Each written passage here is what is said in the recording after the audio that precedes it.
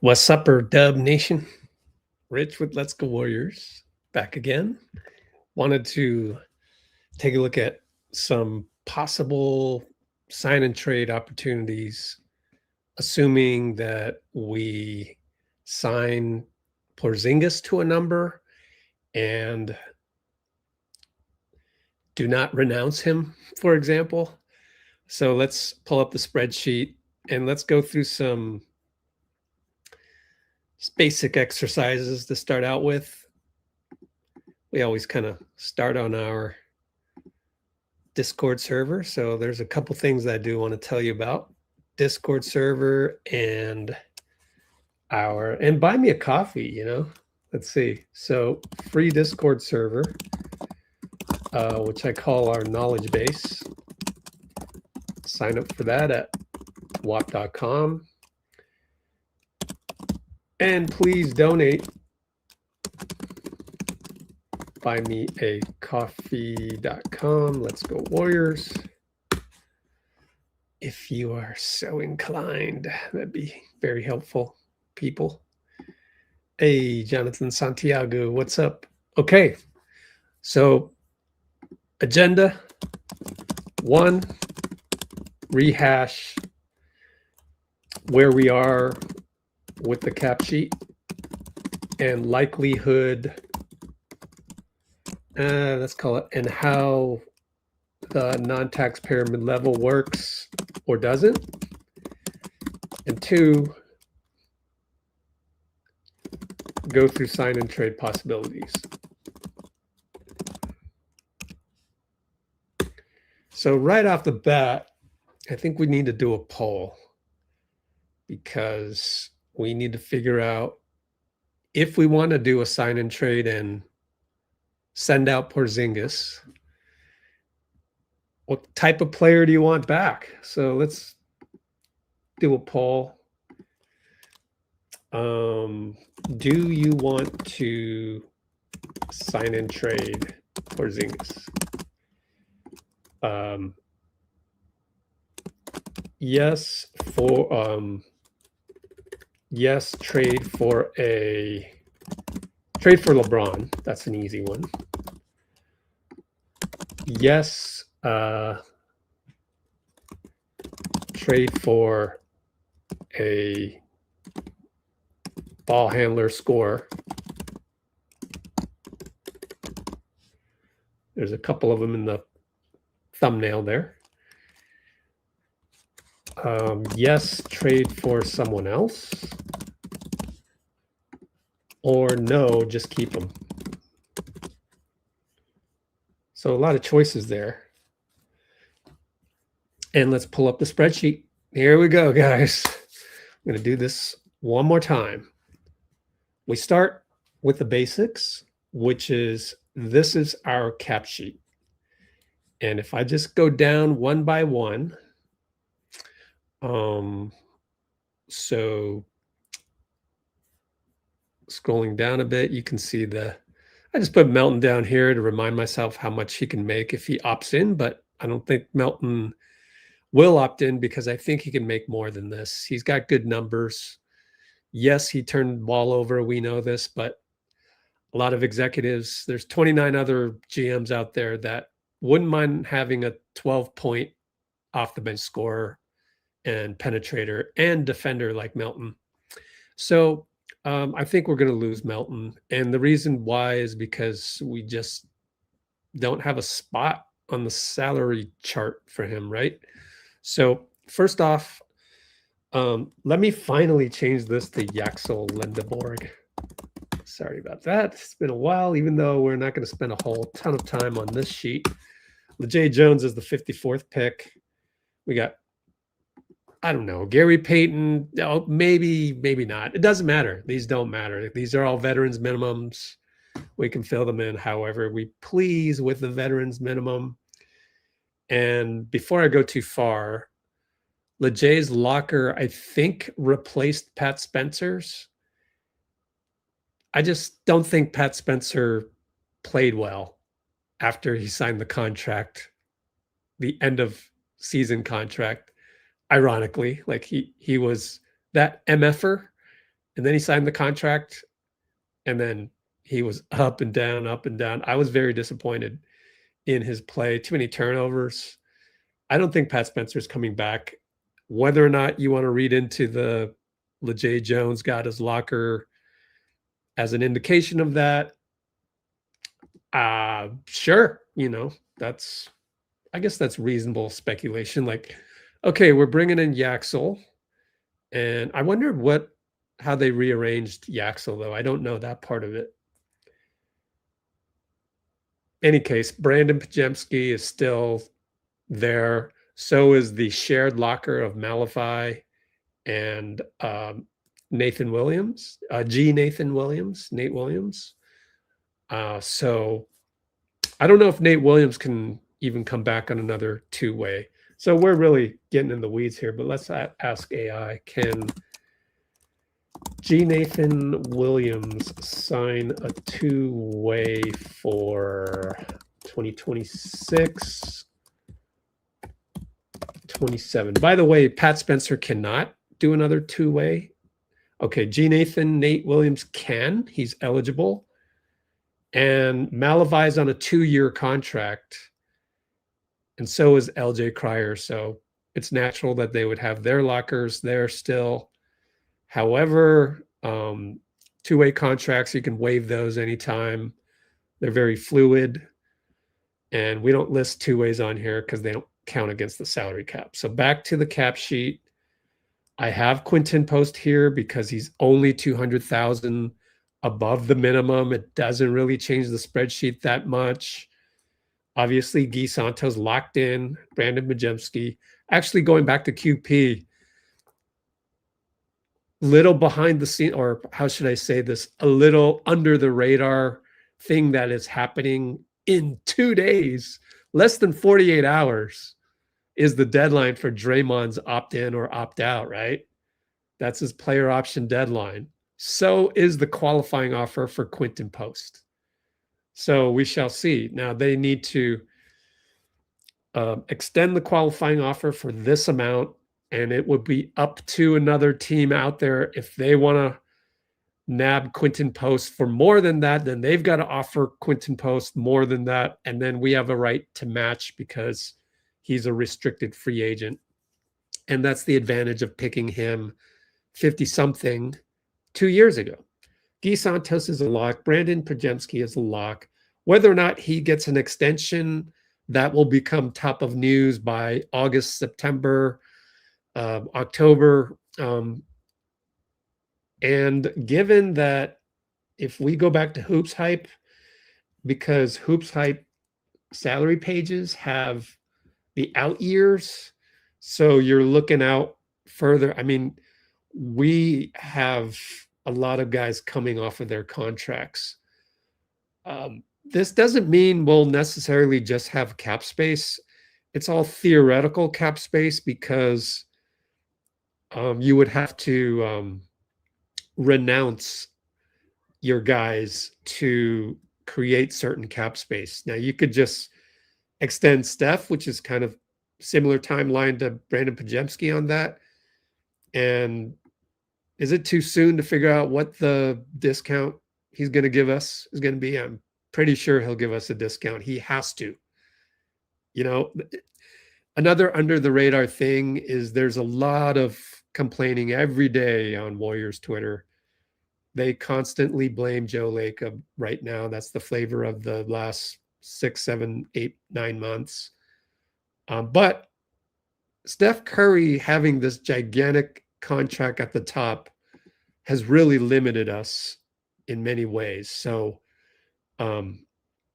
it's not like you can blame him. Of course, you're going to pay him top dollar, especially as he gave us a discount, but it was due to his ankles way back in his first extension, which carried him out to the 2017-18 season, either that or the 2016-17 season. In any case, we got him at a huge discount before, so this kind of makes up for it. But going forward, Wardell, man, throw us a bone. We need some help here, a la Jalen Brunson. Seriously. And I'm almost glad. I mean, had I thought about that, I would have rooted for New York way in the beginning. Now, I was rooting for the Knicks simply because I think San Antonio is going to come back to the finals.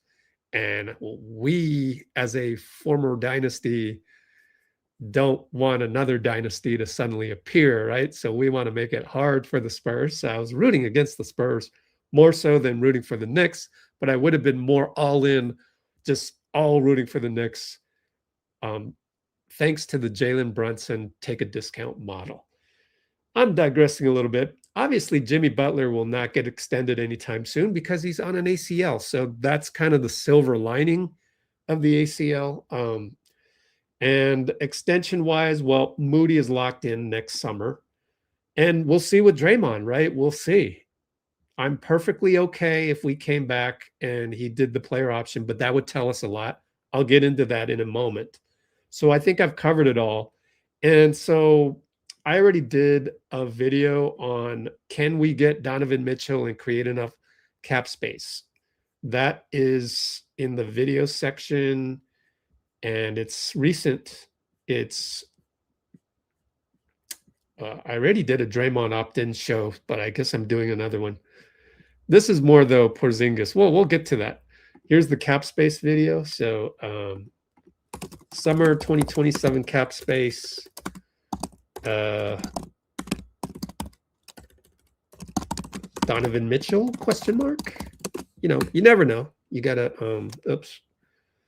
I did that wrong. Summer 2027 cap space video, Donovan Mitchell, ? And the link. Don't forget the link. Delete that. We remove this. Delete. Okay. Back to summer of 2027. I am of the camp, and I'm sure a lot of you guys might be of the camp. Can we actually just wait on Podziemski? Let's just see how good he plays, and let's do the Jonathan Kuminga thing all over again. No offense, I'm not saying you're a bad player, Pods, but tough luck, brother. I want to clear the deck for next summer. So I am of the camp of just hardlining with Brandon and saying, sorry, bro. We're not doing this. Look at our cap sheet next summer. We're trying to clear the deck here, and we'll figure you out. Thank you for your patience. And sorry, you have to go down the path that Kuminga went. But look, you can play better. You can play better this season and bump up your salary beyond, the cap hold on him. I'm giving you little tricks of the trade here. Golden State Warriors. I think it's on here. Yossi Goslin, super awesome site. The cap hold for him are the qualifying offer. Let's see. See if AI knows. What will be the qualifying offer for? No. That's not it. Because no, I don't mean that. What will be the cap hold? Oh, do we have this for next season? Oh yeah. Yeah, Yossi. Yossi's the man. Brandon Podziemski, $17 million cap hold. So he's all of the stuff I'm talking about right now is kind of tangential. That's why I'm doing it a live stream, because you learn a lot more that way, and you just talk and you kind of learn things as you go. $17 million cap hold. I learned this from Yossi. You can watch me learn from him on this video down here. You go to the home page, and for collaborations, you scroll all the way down. There it is, Yossi down there. Okay, so Yossi Goslin, third apron. He taught me this. Brandon Podziemski, $17 million cap hold for next season. He's going to be looking for more than that. So August, watch. You'll see Anthony Slater will be watch, mark my words. Pods and his agent are looking for somewhere in the range of 18 to 20 million. Why? It's based on the cap hold for next summer. So, I don't know. I'm kind of new to the cap hold thing, the extension thing for rookies and stuff. So I want him to be quite variable. I don't want to lock this in yet. Sorry, Pods. Love you, but no matter how good of a player, I mean, if he scoring that, if he scored that 30 and actually, no, I've always said he needs more assists. Just like Yaxel comes in and says, I want to get 5 assists. Why can't Brandon say that? So again, I'm on a tangent. I'm on my soapbox. But Brandon, if you were averaging 5 assists already, then I would be with you on getting an extension over 17 million immediately and keeping you for a long time. How much did he average? 3.7. Say, get me 5.5 or something like that. I don't know. What's a fair number? Manu Ginobili. How much did he average?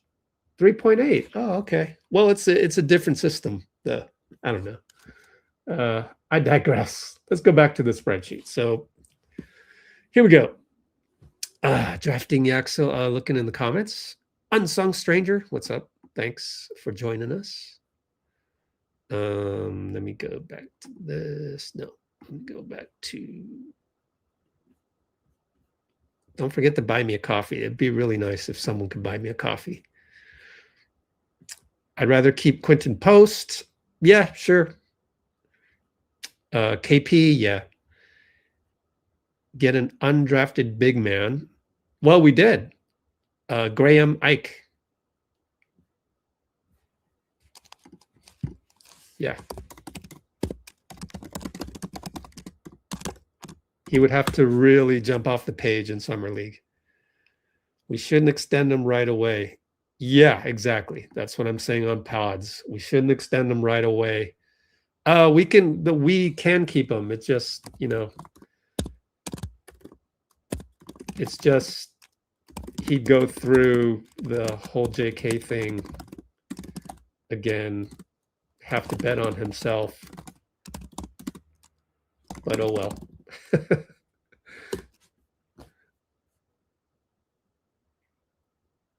Yeah, but sometimes you do want to just extend Pod. So I understand it. If we're able to extend him at 17 million, which is his cap hold for next summer, then I would do that because 17 might not be that much.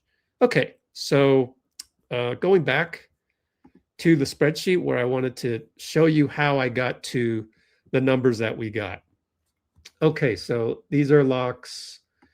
Yaxel's a lock at 6 million. Horford, I said this last live and multiple videos. I said Horford just signed for 14 million, 2 years, right? We know this. It was in the news. Put myself down here for real quick, right? 14 million, 2 years. So this is about 6 million. Close enough. My spreadsheet isn't going to break if I just leave it there. Now, once we know the details of it, which we will in the next 2 or 3 days, maybe more, maybe they're leaving it variable, but that it's going to end up 14 million. Like if Draymond comes in at the opt-in number, which is what he's scheduled to make, and we pay Porzingis a little bit less than 25 million, whatever. That's part of this discussion, is to find out what his market value is, right? Maybe it's 22.5 million. Then, we can fit it under the second apron here, where we need to fit everything under the second apron. There you can see it. However, the problem is this one I should rename. We're keeping KP. There's no taxpayer mid-level. And that is pretty unacceptable when you're building a roster. Don't you want the ability to bring in a guy for 6 million like we did with Melton last season, right? Maybe there's a guy out there. Maybe, I don't know, Kyle Kuzma. Maybe he'll come in at that. I don't know. Who would you, like Chris Middleton you could get. because everybody's expecting him for veterans minimum. You know, this taxpayer mid-level one, and so here's where we switch sheets. You start here, but now we've evolved. Boom, we are using the taxpayer mid-level. I put LeBron question mark as a reminder that, hey, you would love to get LeBron at 6 million, but would he really do that? I mean, wouldn't he just come back at that number for the Lakers? He stays home. He's got his family there and all of that. So actually, I should take LeBron's name off of this because that ain't just never going to happen. But that's another video for after we figure out what Draymond has come in at, because then we can talk taxpayer mid-level free agents, right? So we'll have a bigger list. Okay, as I said, here's Draymond Green opting in at 27 million, the same number. All right. Oh, and let me put Yaxel's name because I've had the spreadsheet since the end of the season, right at the end of the season. LeJay Jones right here, because he's a second-round pick. He comes in ultra cheap at the rookie exception. Okay. My calculations to add everything up to stay below the second apron, because that's what you want to do, is we can pay Kristaps 22.5 if we're going to use the $6.1 million taxpayer mid-level, which you want to use. Okay, so now you can. Okay, so now on today's Saturday, on Tuesday, if Draymond opts in, don't be mad. Don't be like, oh, Draymond, what are you doing? You know, because the other option to this is that he opts out, takes a discount, and let's see what we can do. Can we get to the non-taxpayer mid-level? Because to turn this guy, whoever it is, this free agent, let's put it in as free agent, right? Let's go small letters. Let's make this bold. And let's make that bold, just so that we, let's make it green, actually, so that next time we'll have all eyes on that one as a roster maneuver, other than, obviously, the 14th slot is also a roster maneuver. So let's put a green one on that. So it's Quentin Post, technically, so we'll see. Let's put him green. All right, so this is our cap sheet. We're just under the second apron. That's where you need to be. Melton is gone. And Draymond has opted in less than 48 hours from now. What is the number for Kristaps? 22.5. If Draymond opts out, this is the next spreadsheet. Then you've got to target Kristaps so that we fall under the first apron. Why? Because when you do a sign-in trade of Kristaps, we get hard capped on the sign-in trade. It's a double sign-in trade. We get hard capped on the guy we traded for. And it'd be a 3-year deal.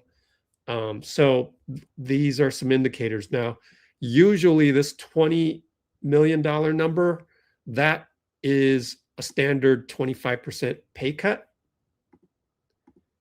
Pretty standard. I learned that from Yossi Goslin as well. So that's why it's 20 million. And I shaved it down to 20 million because we got really close to the first apron here. So again, Horford, that might be a tiny bit too small, but close enough for now. You know, we can fiddle around with these numbers a little bit.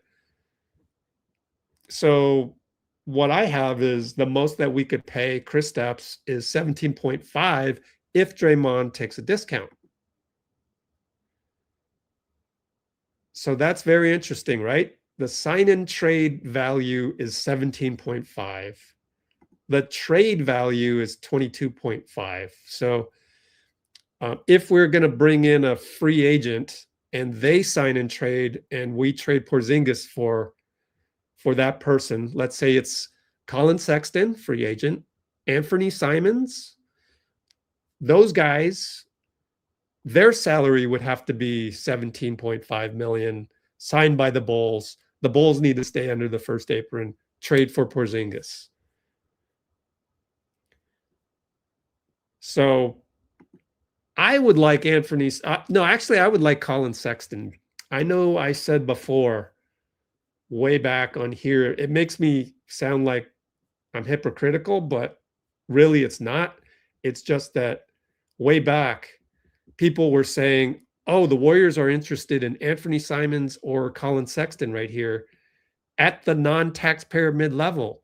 No, it's not. It's never been the non-taxpayer mid-level. In fact, let's go look at that non-taxpayer mid-level, right? Because we've done everything that we can here with Draymond opting in. Let's go look at the non-taxpayer mid-level. Actually, let's go look at Draymond opting out, because he'll need to not opt out. He'll need to opt out for us to utilize the non-taxpayer mid-level. Otherwise, there's no way, because the opt-in, we're way over the first apron if he opts in. If he opts out,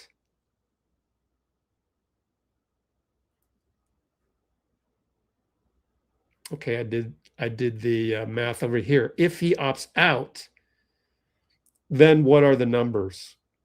Now, here's the thing. If he opts out and you want to use the non-taxpayer mid-level, that 15 million is going to count towards that first apron. So everything's got to stay under the first apron. So you have to build your spreadsheet to end up under the first apron.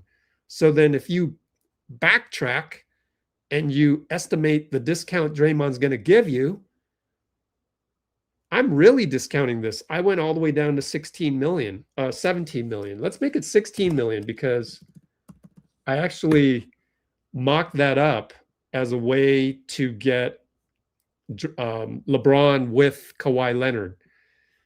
That is now an old video. I did the video like 2 days ago that said, we're not trading Jimmy. It's pretty clear to me. Jimmy went and did a corporate event with Joe Lacob. You can't like invite Jimmy Butler to your corporate event and then trade him 2 weeks later. I just don't think that's happening. I think that's another sign of commitment to Jimmy, of loyalty back and forth. And then Jimmy tells Anthony Slater that this is the best organization I've ever played at, and it's the best one in the NBA. So I want to retire as a Warrior. He literally said that to Slater.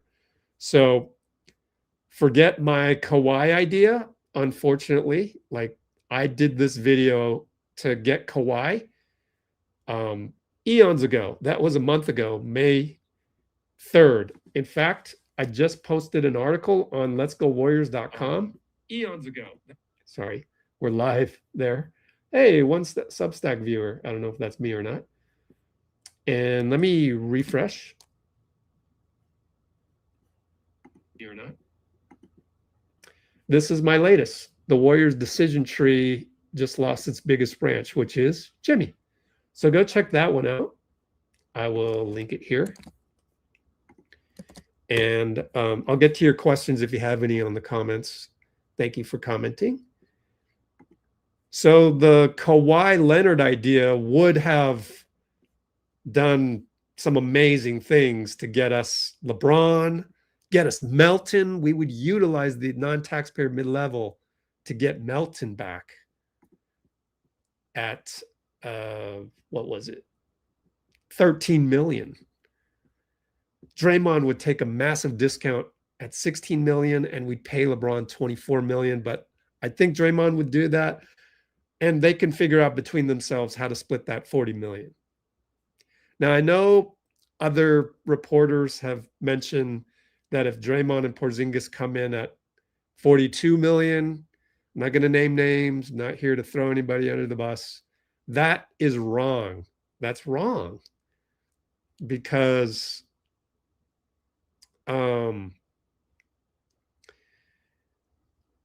you would need to get off of Jimmy's salary, and we traded pods in the Kawhi example, and 2 first-round picks. All right, so that ship has sailed. because Jimmy is locked in here, and let's change these names to Yaxel Lindeborg, LeJay Jones. Because Jimmy's locked in here, Pods is locked in here, I only see 27.5 million being spread amongst Kristaps and Draymond if you want to get under the tax. First, you got to get under the tax. See, if I make this a 0, boom, we're under the tax. Although a little bit too far under the tax. Yeah, but that's because we're utilizing the full mid-level. Thing is you can pay Kristaps or Draymond more than this, but then you're paying LeBron less than this. And hasn't the assumption been the full mid-level for LeBron, right? So this doesn't work. The non-taxpayer mid-level, if we keep Jimmy and everybody else, Pods included, I just don't see how you can fit it all unless you're distributing 27.5 million to Kristaps and Draymond. So that math by other reporters is wrong. It's flat out wrong. So always come back to Let's Go Warriors because we always have the spreadsheet right in front of you. Now, if I did the spreadsheet wrong, definitely let me know. rich@letsgowarriors.com or just comment in the chat. Pretty much read every comment. So here we go. We figured out the number for Kristaps at a sign-in trade, 17.5 million. So the Bulls would have to agree to Sexton or Simons at 17.5 or pretty close. Probably not more because then we're just getting really close to the first apron. I mean, we could get somebody less, or we could sign a taxpayer mid-level free agent. I should really just erase LeBron's name. Taxpayer mid-level free agent right here. Yeah. So I wouldn't be surprised if he opted in because it's not the worst thing. Then you can try and get a scoring guard for 6 million. Dennis Schroeder? Not just kidding. So now all these sign-in trades, you have to kind of go, okay, so would the team that has the free agent pay him 17.5 and sign-in trade for Porzingis? Would the Bulls do this? And I wonder, So let's change, let's go look for the Bulls roster, which is best seen on capsheets.com. And let's read your comments. So let's see.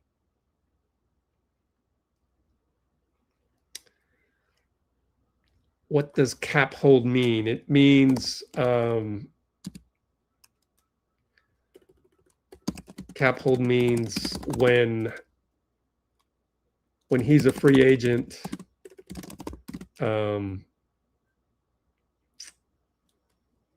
his hold on the cap sheet before you trade him is that much. That's kind of hard to explain. 7 million a year is a wild contract. Actually, no, it's not that wild. Not that wild when you consider that it's almost the same as what he was going to get this year. Almost same as what player option would have yielded. DeMar DeRozan, right. Okay. Taxpayer mid-level. No, I think he's looking for the non-taxpayer mid-level. So that kind of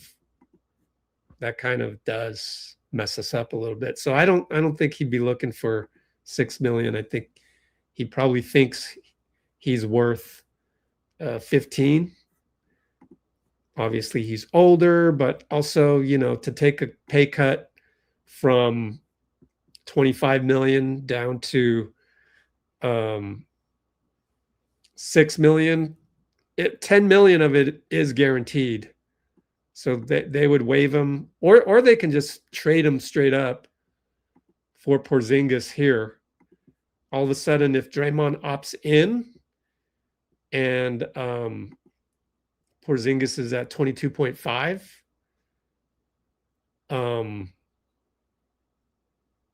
in this case, we're probably not getting LeBron. You could still sign and trade for Simons or Sexton. You could also sign and trade for DeMar because he's coming back. No, you can't. You can't sign and trade for Simons or Sexton. My fault. Draymond opts in. You can't sign and trade for Sexton or Simons because us receiving another sign and trade guy between those two, because they're free agents, that would hard cap us at the first apron. So if Draymond opts in, then DeMar DeRozan becomes more of a possibility, but more so at the 22.5 number, because it's not a sign and trade. He's not a free agent.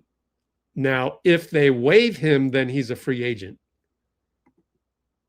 So there's a lot of complexities and a lot of variables here.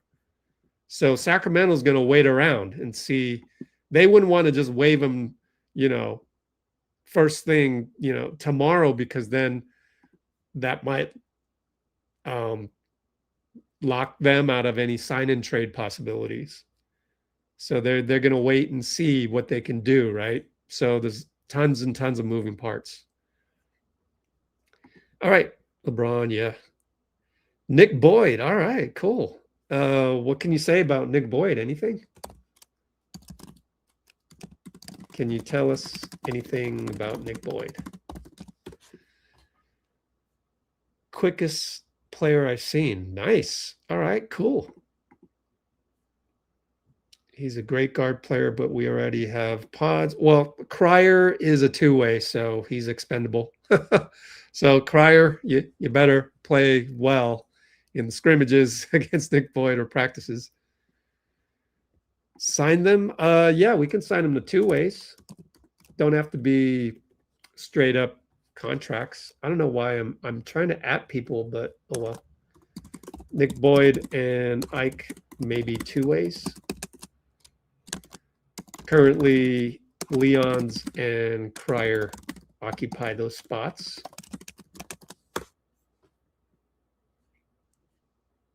What else? Kings might be trading DeRozan and Sabonis. Well, how would you get Sabonis and all that? So how would the salary matching work for Sabonis? Redshirt Moody. Well, here's the problem with getting the disabled player exception. First of all, your bros friends. To get the DPE, Moses would have to be medically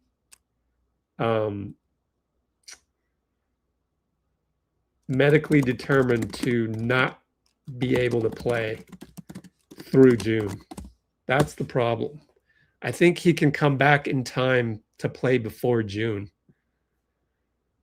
But yeah, and you don't get extra cap space.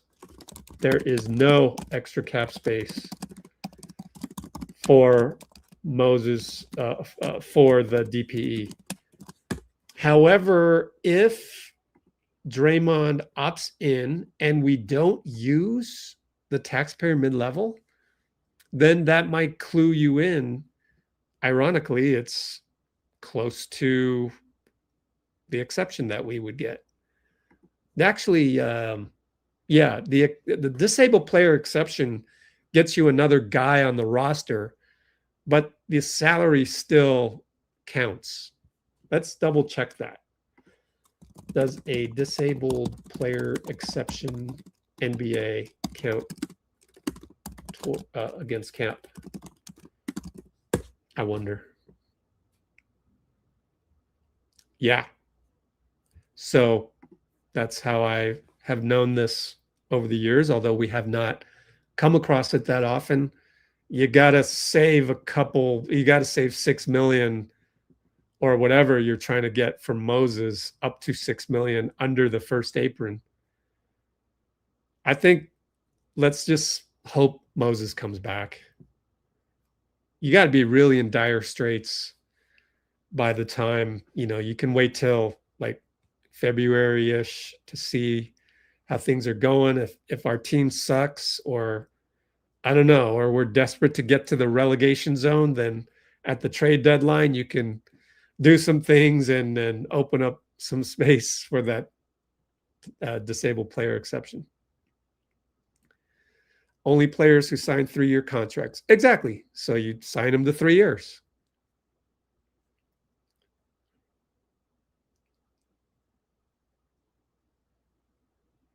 How would those guys play when Draymond gets doubled? They're great dribblers, Sexton and Simons, right? I wouldn't worry about that. Butler needs to be traded. Well, it's not happening, so it's irrelevant.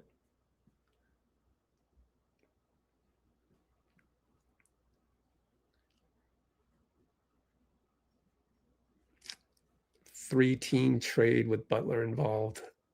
As I said, it's not happening.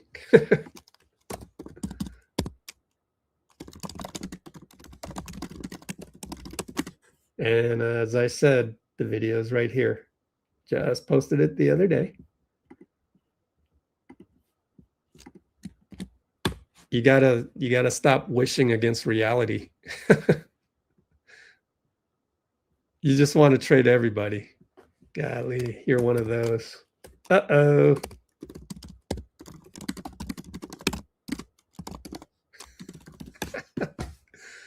Can I trade you?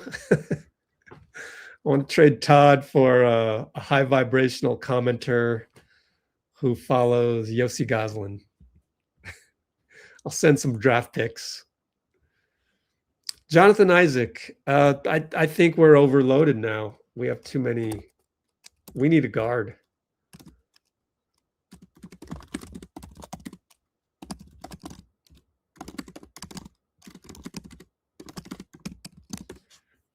And I don't really know the market for taxpayer mid-level guys at 6 million.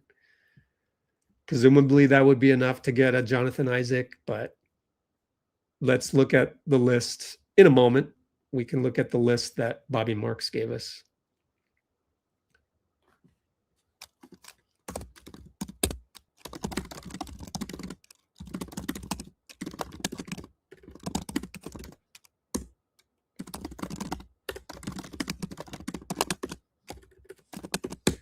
People who want to trade Jimmy that quickly, and again, you're not trading a guy you just did a corporate event panel with. So as I said on the article, like, can you please absorb the information and process it? Because your emotions are killing your logic. The logic is that Jimmy's not getting traded because we just did a dog and pony show with them in front of new corporate sponsors, of which we probably invited the best season ticket holders to join, of which, did you know that the season ticket holder letter at the end of the year, the renewal letter, was a letter from Jimmy Butler? So you just are hoping that people are renewing their season tickets based on Jimmy Butler. I think you got to let that go. Now, again, I'll say this again. I'm not totally against you. It's just that I'm using logic, not emotion. And Kawhi, my whole idea was to get Kawhi by trading Jimmy and pods and picks. At the time, I wanted John Collins as the non-taxpayer mid-level, but we got Yaxel. So now I want Melton back. So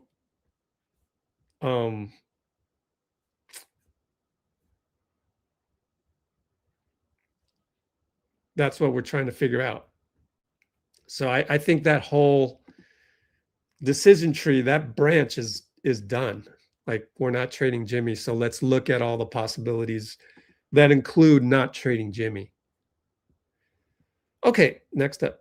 But you say that you're high vibrational, so cool. That's good. We're just having a tiny little argument about the decision trees. Anyways, you dislike KP. Yeah, that would be a reason to trade him. I mean, I don't know that I dislike him. It's just that it's I never really approach it as like or dislike, right? I love the NBA. I have tremendous respect for every player. All these guys that are on our cap sheet, like I used to run basketball leagues in the Bay Area, men's basketball leagues. Every now and then you'd get a guy that played pro somewhere. We had a guy that played pro in Brazil. His daughter is Elle Ladine, who was picked up by the Seattle Storm of the WNBA. She played at University of Washington. Dude, like, this guy, Clint Ladine, had a motor. And you can tell when a guy that played D1 or pro overseas suddenly shows up as a ringer in the league that you're organizing for all the best of the Bay Area. You even just go to the summer pro-am at Kezar.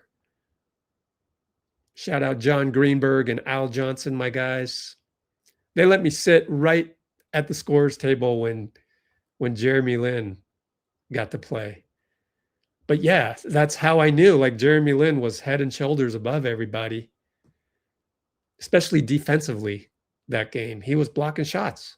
He was backpedaling on little guards, because that's mainly all the pro-am has, little guards, and he would swat them. And I knew that he could be in the NBA as a potential draft pick then, even though he wasn't picked. And so just seeing the various tiers of basketball, I've come to an appreciation of all basketball. And I want to keep mentioning these stories because I hope that you can watch the NBA that way and just have more of an appreciation for people rather than being super critical of them, because there's plenty of Warriors pages for that.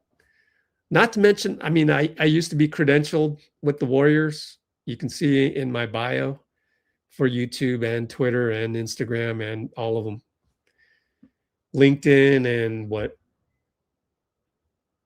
Facebook and Blue Sky. I got to get in TikTok more now that Yaxel's on TikTok. So I was credentialed for like a decade, and that will also make you appreciate sort of the locker room. I remember the time when Luke Laux, ironically the coach of LeJay Jones, we were in Houston, Game 7, 2018, baby. So I filmed this. No, I filmed most of it, but I didn't get this because it just happened out of the blue. He comes back from pregame routines with guys. I think he was like Draymond's guy at the time. Now it's Jacob Rubin. And he goes, let's go. Gives me this super hard high five slap. Luke Laux, he's a linebacker. He's built like a linebacker. Now, he played at Florida State basketball. But Luke Laux, that's why he's the coach now. He didn't get retained by Steve Kerr, went to the Phoenix Suns for a stint as a scout, and then got picked up by Mike Brown in Sacramento. And during that tenure, he was able to get hired by his alma mater.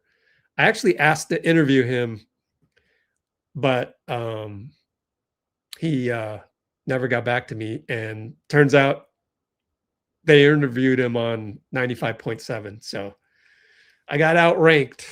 Otherwise, I would have had Luke Laux on here. Let's see. Played guards. This is just downright false. William.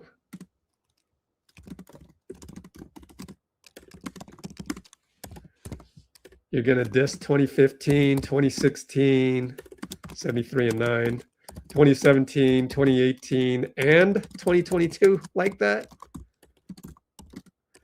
I think your emotions got your logic again. Another one of those guys. Mob Psycho.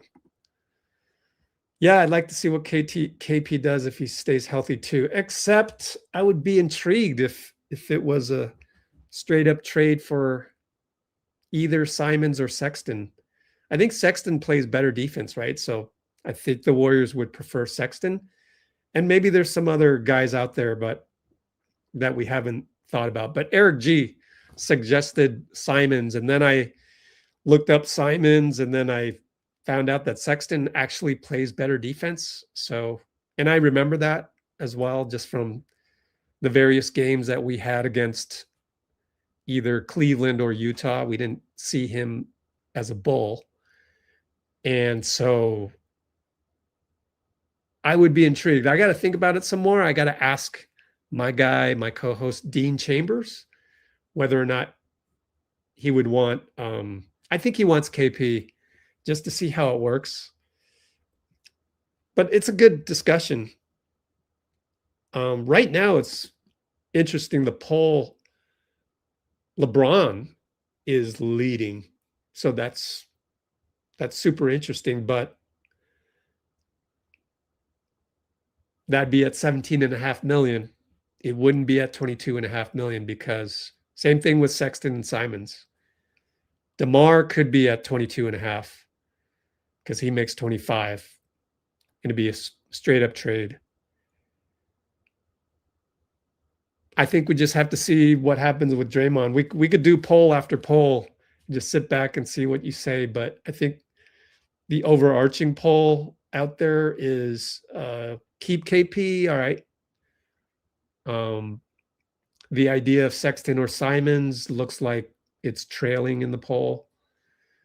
And just trading him for somebody else, whoever that may be, is second. And LeBron is leading by just a hair. But would he really come for 17.5 million? Now, obviously, I can lower his number even further. Maybe if LeBron comes and it's Draymond, his buddy, taking the discount, let's do a duplicate of this. Let's do Dre opt-out, LBJ, opt-out Braun. Okay, so let's say he takes a massive, massive discount. In this case, we might have to keep him for 3 years. I don't know, but we could pay LeBron.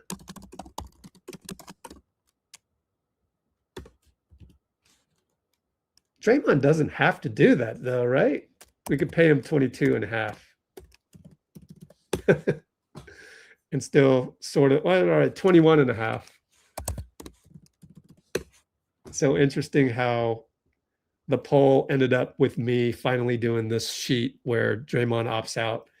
And we get LeBron for the sign and trade with the Lakers for 21 million, and we're under the first apron. Interesting. Oh, Todd Bozeman. Wait a minute. Oh, wait a minute. Is it Jared Haas? How do you spell his name? I can't remember. Haas with an E? You know, I went to Cal. Yax reminds me of Andre Iguodala. Wow. I don't think so. I'm going to disagree with that because he's not really, a spindly guy. I think he's in a class by himself. There hasn't been a guy like Yaxel. Maybe John Collins, but better would be a ceiling. Maybe a little bit of Draymond. We need to see him fly up and down the court. Shade on Sharp. I can't believe I forgot about him. Good suggestion. I forgive you, Todd. My bad. High five. Okay, Shade on Sharp. Ooh, it's got a long contract, but I'm glad you brought this up. The only thing, I think Dunleavy wants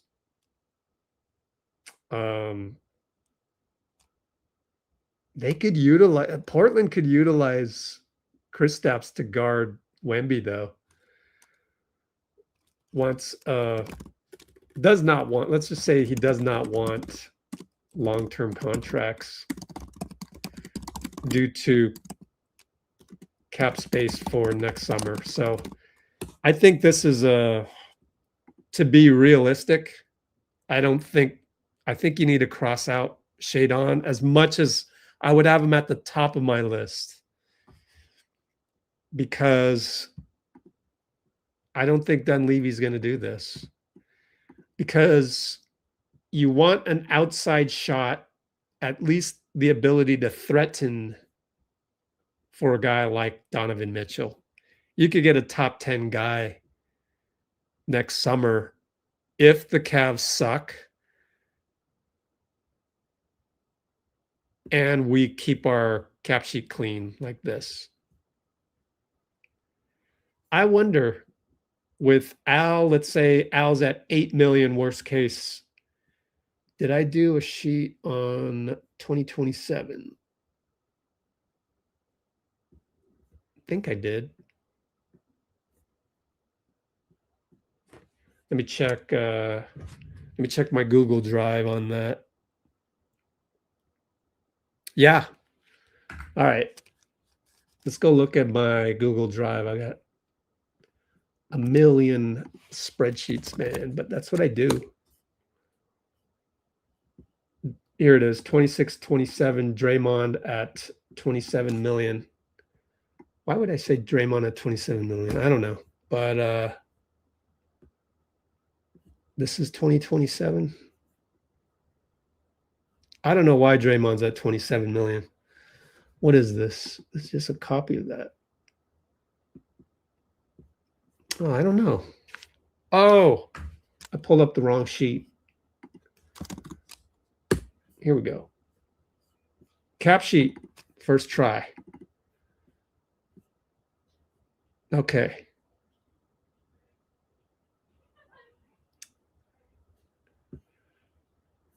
No, that's not it either. Man, what did I do with it?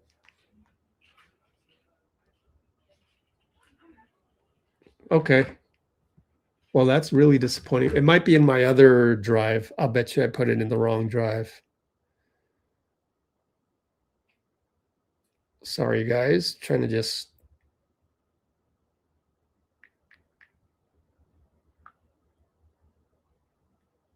find the right spreadsheet, because I did a whole video on it. Let's go look at my video. What did I do with it? Did I really delete it? I can't believe I deleted it. Maybe it's on my personal. One last try. Nope. So the 2027 cap sheet video is right here. Let's mute that.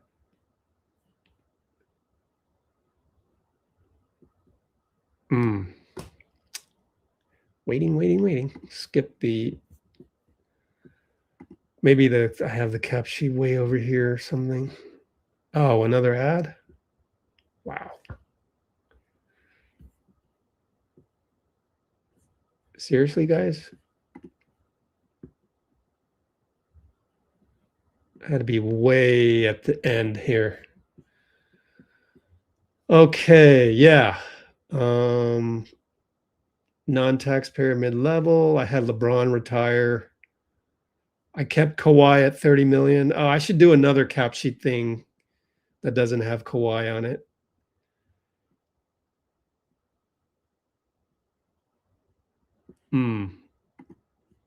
I guess I need to do a whole other video because I can't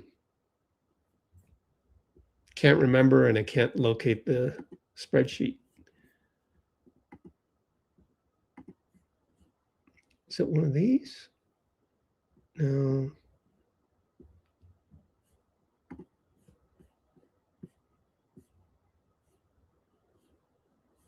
Oh, 27, 28. Here it is. I just needed to scroll more. My fault. I was able to get salary cap 175 million. I was able to get $48 million cap space, but that's with LeBron. That's with Kawhi signed. If you renounced Kawhi or Jimmy, if you renounced Jimmy, then you could get up to the 75 million that you need for Donovan Mitchell. How did we get on that tangent? We started with Shadon Sharp. Oh, it's because, I don't think Dunleavy's going to sign anybody for big money beyond next summer. So unfortunately, scratch Shadon Sharp off the list. However, you could add him to the list next summer because everything's going to be cleared. You could possibly sign him into cap space, or you could sign and trade because he's already signed.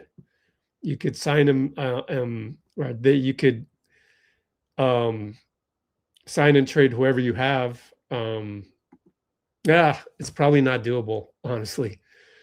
But you could trade him, February of 2028 for whatever our roster is. So he's still young. I like Shadon Sharp. I just don't know the mechanisms by which to acquire him. I don't know that they make sense at this juncture. So Draymond opt-in is probably the most likely scenario. So I'll leave it on that sheet.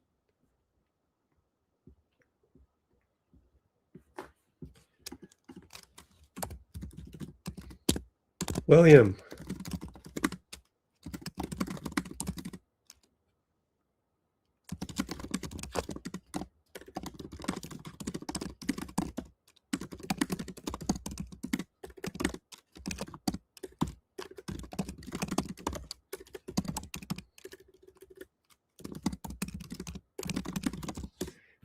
William, you need to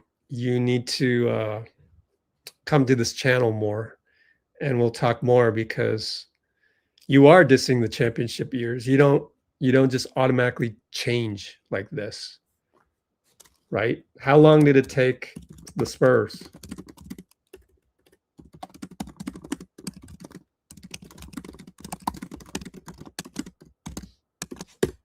Shall we look it up? It's on BKRef. It's real easy.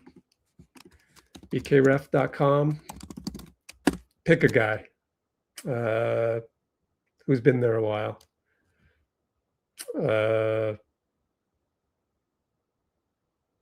Keldon Johnson.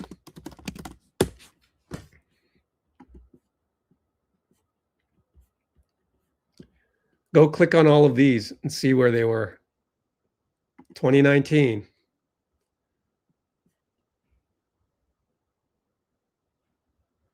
Finished 11th. Everybody in the chat's rolling their eyes because I have to go through this for you. 2021. Finished 10th. 2022. Finished 10th. 2023. Finished 15th. 2024. Finished 14th. Even 2025. Finished 13th. That's a lot of years, and I'm only looking at Keldon Johnson's tenure. My friend, that is 6 years of not even making it to the playoffs, let alone the play-in. And here you are thinking that the Warriors need to become the Spurs like that. We don't do that at Let's Go Warriors, man. Achilles Jones. Oh, yeah, man. Yep. I remember it like yesterday. Can you get Achilles? Are you still here?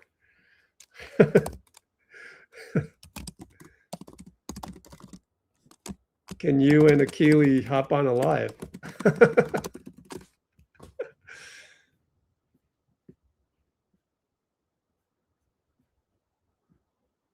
Do you think Warriors offense is becoming too obvious? Well, they've already promised to change it. Mike and Steve have already promised to make changes.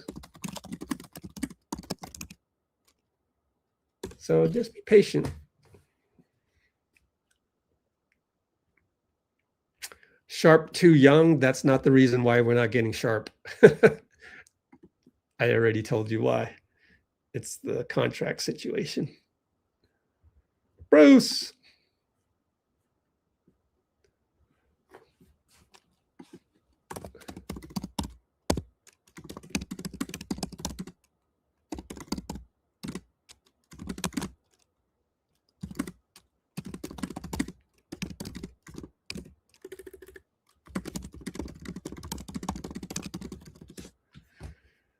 All right. Oh, he's in L. Oh, nice, Sean. Dude, email me. Rich at Let's Go Warriors. Super easy to remember. And yeah. I totally remember Achilles Jones. How can you not? That name is just, it'd be great to like get behind the scenes anecdotes from Jason Kidd. And there was my friend got to watch Tim Hardaway, Mitch Richmond, and Chris Mullin play full court 3-on-3 against Jason Kidd, Lamont Murray, and I want to say Monty Buckley, but I'm not sure.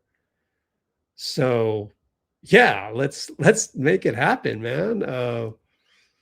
We got to see where Jason Kidd ends up. What else? We gotta get Monty Buckley on here.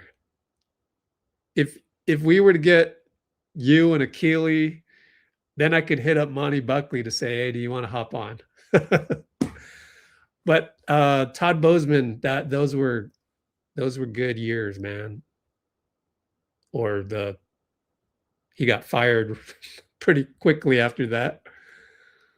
Ben Braun had a good run too.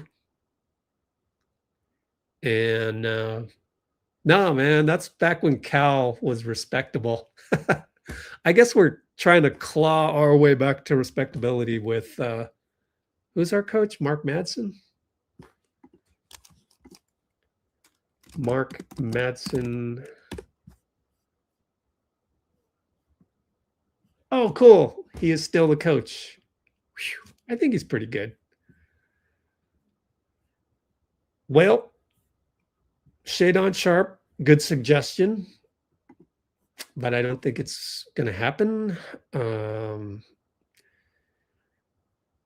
Anyone I like? Well, I like the thumbnail shows. I'm thinking Colin Sexton, but I don't know. I'd be fine with LeBron or Sexton. One more look at opt-out and LeBron. 21 million. Let's say it's 20 million, 17. Yeah, let's give him 20 million. Make it a nice round number. That means we can pay Draymond 17.5. That's respectable. Pretty sure my spreadsheets add up. I hope so. Otherwise, I've been doing this wrong for 2 months. It can't be wrong by that much, though. Or if he opts out and he pegs it at 20 mil, then Porzingis. That's the big question. What do you think, Bruce, since you just hopped on? Sexton or yes or no? I know he doesn't want LeBron because of the potential Braun stands, going to war with Steph stands. I don't care. I just want to win. Whatever that contributes to more wins. Sexton would have to be 3-year deal, but you can make the last 2 non-guaranteed. So that's how you can circumvent. I'm surprised they haven't closed that loophole. So that would be. I would have liked Shadon Sharp, really. I just don't think it's going to happen due to the length of the contract. LeBron's going to be too old, says Bruce. What do you think, Bruce? Do you just keep KP? Negative Thomas. What's negative Thomas? Cam Thomas. Doesn't have to be. I don't think he's getting a vet min. But what was his salary before?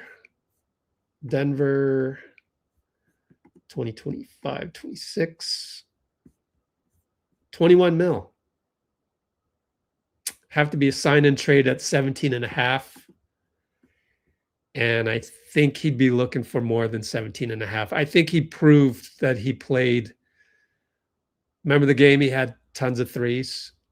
I think he proved that he could get another contract somewhere for 20-something million, which we cannot afford as a sign and trade. Right? He comes off the books. Let's make sure. Oh, no, my fault. He's at 23 million. So delete the last 3 sentences or whatever. 23 million. No, man, we can barely do that. All right. So Cam Johnson, DeMar. Yeah, much rather have Cam Johnson than DeMar. But why would Denver do that? They're trying to shed his salary. So could be a 3-team trade where we send Kristaps to some team that's the 3rd team. Denver sends us Cam. Denver gets off of Cam. Problem with that? Who the heck wants Porzingis as the 3rd team? So I'm going to say Cam Thomas, very, very, very unlikely. Explode in ticket sales. Yeah, that's a good reason to do it for sure. Murphy. Oh, man, I don't know about that. Now you're spending picks. Like, is Murphy that much of an upgrade over any of these guys that we've mentioned? DeMar, Sexton, Simons, LeBron, because Murphy, you're going to have to spend picks. And they already said, you should check our Discord. Free Discord too. Pels want 3 picks. Now, let me prove it to you. Go to our Discord.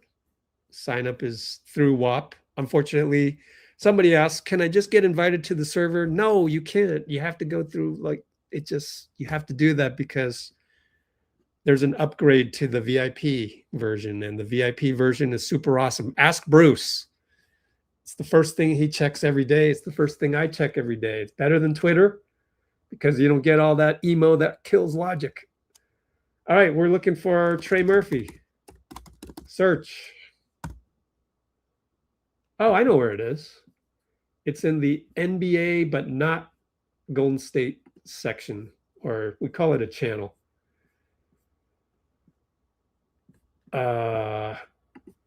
Inside of NBA.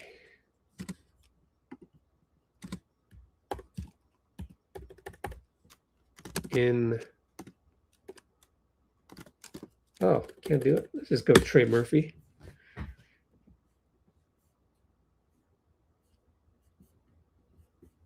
$10.03. Sources, sorry, open.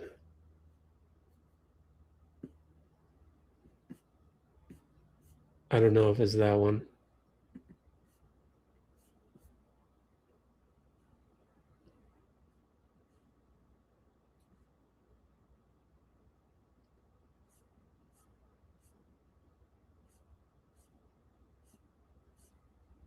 Gosh, I know it's somewhere in here.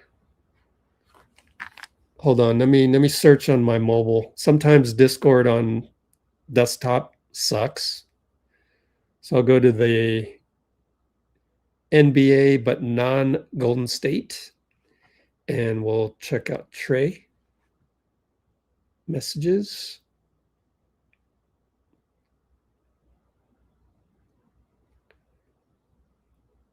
Yeah, they still aren't shopping either Trey Murphy or Herb Jones.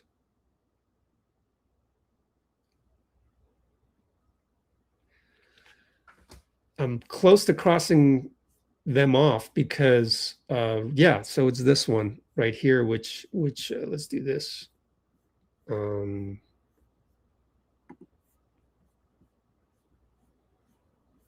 There's the Jonathan Isaac thing. Here we go.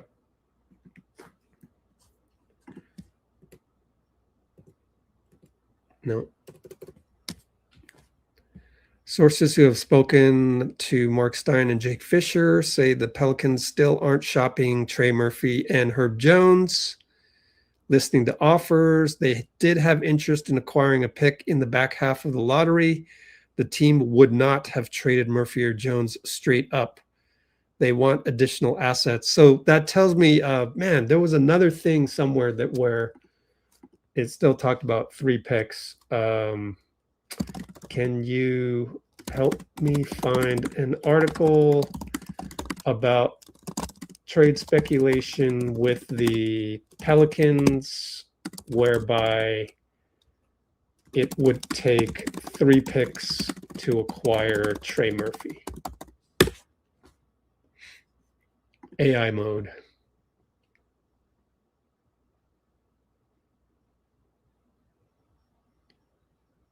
Yeah, Jake Fisher.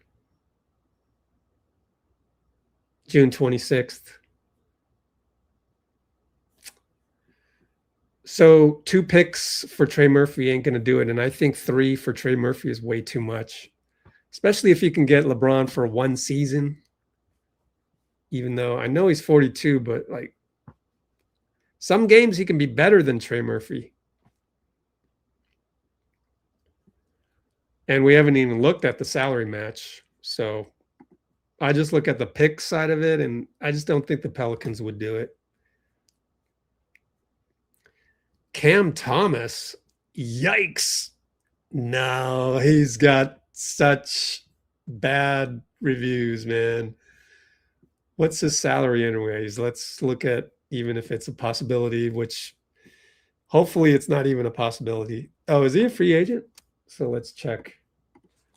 Is Cam Thomas a free agent? Unrestricted. Maybe for $6 million.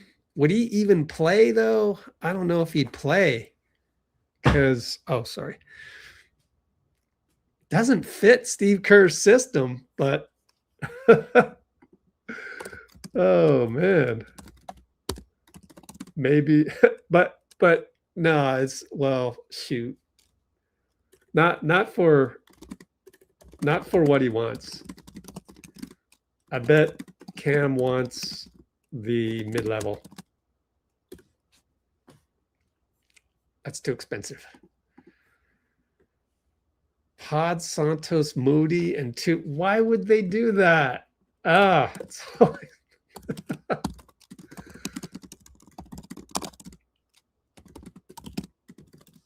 No.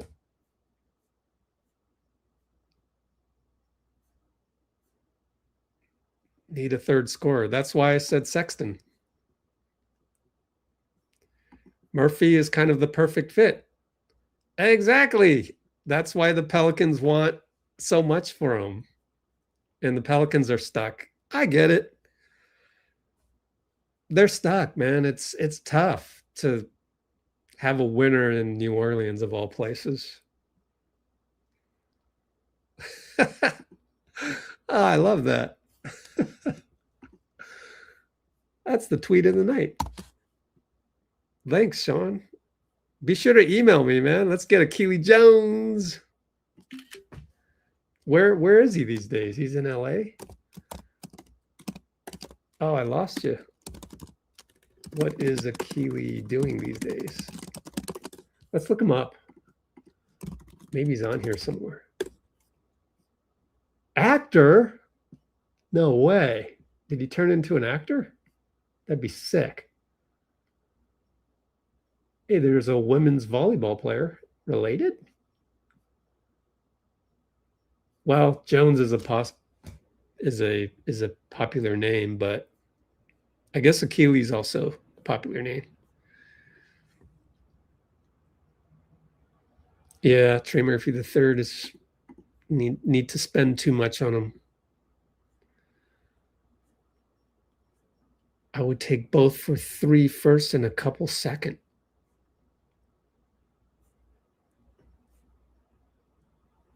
Murphy, Brown, or Hero? Yeah, we're not trading. I said at the top of the broadcast, I don't think we're trading Jimmy again because he went to the event with Joe Lacob. Was it yesterday? No, 2 days ago. Keyshawn George. Well, why would Washington let him go? Right? He's a good talent. I like him as well. And he's probably on a rookie contract. Yeah. Rookie contract, no way.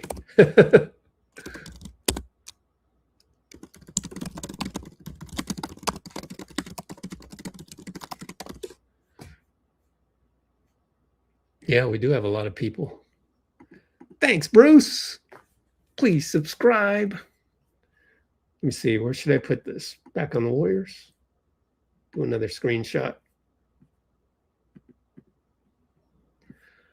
Let's give some love to Cap Sheets. Yeah.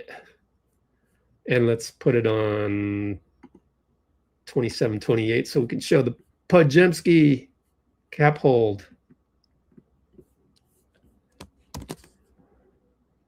Thank you, Bruce. Yeah, thanks for everybody hopping on board. Cam Thomas on a 10-day? He's not going to like that. Don't let Cam Thomas hear that.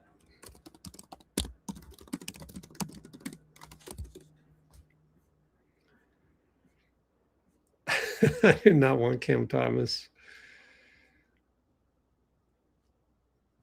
I'm finally catching up to some of your comments.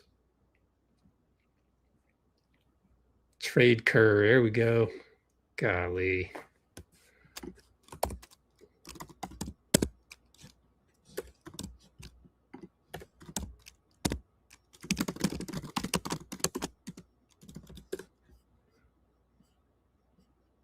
Nick Boyd will be our 3rd scorer.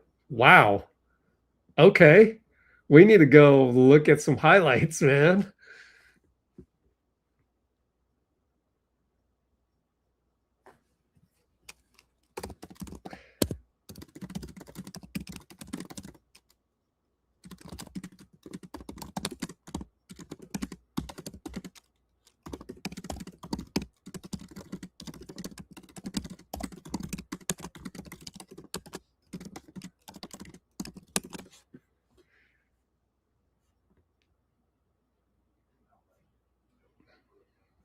I'm not spending 3 picks on Murphy. No. Traded or man, is anything true? Oh, man. Kawhi. Yeah, I covered DeRozan. So the chances go up if Draymond opts in.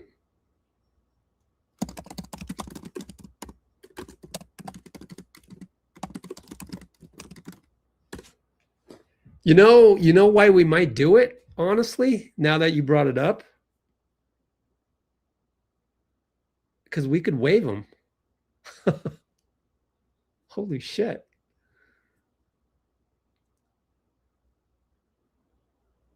By the way, another thing now that I'm thinking, so let me pull up the spreadsheet. If Draymond opts in, then that number can be 22.5, which is somewhat tradable with the 25 million. We'd have to send out a player. And I hadn't thought of this. So 24, this is basically 25 mil, right? So we'd have to send out whoever the veterans minimum is, Gary Payton or whoever it is, right? And the thing is that DeRozan has a non-guaranteed contract. When is the date to waive him? Maybe it makes it a moot point. Spot track, time to look at the weeds of these contracts. DeRozan. Let's see. When is his guarantee date? Let's see. 10 million guaranteed, 12 million guaranteed if he makes it to the All-Star 25 or 26, 14 if he makes both All-Stars. Nope. Fully guaranteed if he makes the finals. Sacramento had that they would that if they made the final. Oh man, that's hilarious. Fully guaranteed on January 10th. And player plays in 60 regular season games. Man, he must have laughed at that provision in the contract. So he would have had, and it's not even fully guaranteed. He would have had a fully guaranteed contract if the Sacramento Kings made the finals. Oh, Vivek. Oh, Vivek. And he had to play 60 regular season games. Man, in what universe would that have happened? Can you imagine? Somewhere in the multiverse, there's a Sacramento Kings 2026 NBA Finals. They lost the finals to the Knicks, still made the finals. And DeMar played in 60 games. Oh, man. How many games did he play in? Let's check. BKRef.com. I think it was quite durable, to be honest. We're throwing the Kings under the bus. We're not throwing DeMar under the bus. He played in 77 games. Wait a minute. This guy's durable. How many minutes per game? 30 minutes a game. Hold on, guys. I'm starting to warm up to DeMar. Now, the real reason to keep DeMar, you could cut him. You could cut him by January. So I should do another spreadsheet. Let's see. Opt in, and then so we'll duplicate this. Draymond has to opt in though. Because if he doesn't, you guys understand this? If he does not opt in and we're trying to get under the tax, that's the assumption. One assumption leads to another. The dominoes fall. If Draymond opts out, sorry if I messed that up earlier. If Draymond opts out, then my number for Kristaps is 17.5. He's a sign-and trade candidate. DeMar DeRozan, not a sign-and trade candidate, at least not yet. He is still at 25 mil. Of course, he could be just straight out waived, and then he could no, then we can't have DeMar because he's a free agent that was renounced. Therefore, he can't be signed and traded. Therefore, he can't be signed and traded. Right? So DeMar requires an opt-in. This is why the math is pretty awesome. I mean, because of all these aprons, it actually helps us figure out what the possibilities are. So let's just say it's DeMar. Look at your persistence on DeMar eventually made me think of that non-guaranteed contract. 25,740. The reason we're going through this is that we're going to waive him. That's cruel, isn't it? I bet you like DeMar's cousins watching this live stream. He's going, oh, really? You have interest in DeMar? No, we're actually going to waive him later. And I want to see if we can get under the tax at that moment in time. And then we could get a buyout. It'd be like DeMar or Clay. Maybe Clay is going off. You know, we could get Clay on a buyout. I don't know. That's crazy. I want a young guy. I'm like you, Bruce. I want a young guy here. That's why I'm leaning towards Sexton. Just to digress, we do have a Wemby stopper. Now, there's not any Wemby stoppers out there, but Draymond's pretty damn good at it, and he doesn't need to play the whole game. We've got Quentin Post to start the game. Draymond would end the game against Wemby. And so that one I'm not too afraid of. OKC. Now, that could be a problem. We don't match up well against OKC. And that's where Sexton comes in. Okay, so I said my piece. DeMar. Now, we need to get rid of... can we even do this trade? We're over the second apron. Man, we're going to have to sign another rookie. Dang. I don't know if we can do it, guys. Might make just a little bit too much. 223. Oh, well, we're going to have to go with 14 players.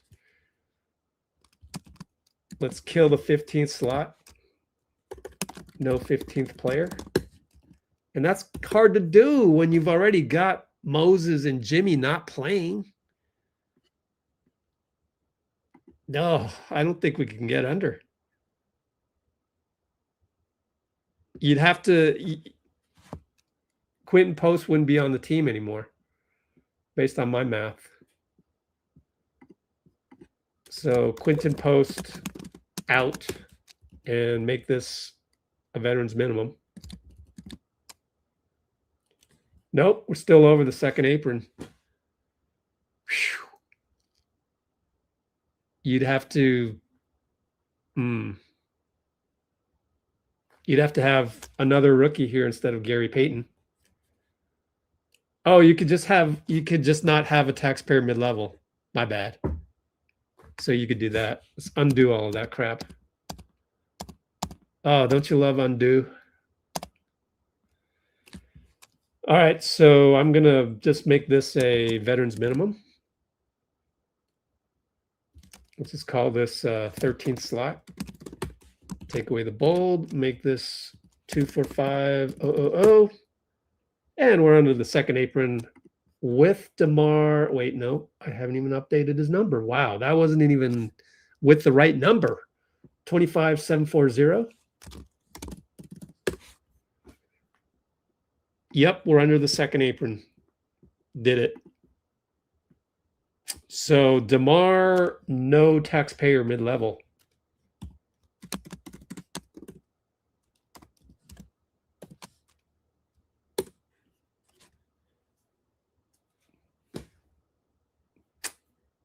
That's your DeMar answer. Okay, then we waive them. Oh, I knew I forgot something. Rename? No, not rename. Duplicate. Let's go through the exercise. Waive DeMar.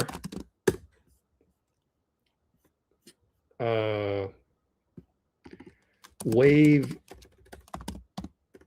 DDR January because his guarantee date is January 10th. So then this becomes 0. We're under the tax. We don't have a taxpayer mid-level. We go and sign somebody for 15 million or whatever. Actually, I don't think it's going to work. So let's call this, I don't know, Klay Thompson. Why not? Buyout. Nah, it's not going to be Klay. I think it'd be less than that, but it's doable. Klay Thompson. Just, theoretically. I got to shave $1 million off, so let's give him 14 million. There you go. Oh, no, that's still too much. 13 and a half.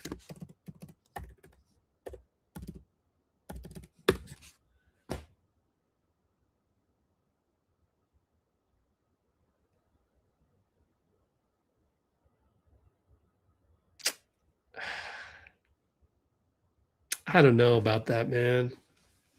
Who else can you get if it's not Klay? Other buyout candidate or somebody making 13 and a half million. Who's making 13 and a half million? BKRef.com salaries. Let's go look at player contracts. Do they have 2027 yet? Oh, it's right here. So let's resort. Let's look for a guy under 14 million. Not Austin Reeves anymore. Karis LeVert. You trade DeMar DeRozan for Karis LeVert. Dennis. It's not too good, guys. Atlanta's going to want to keep Nikhil.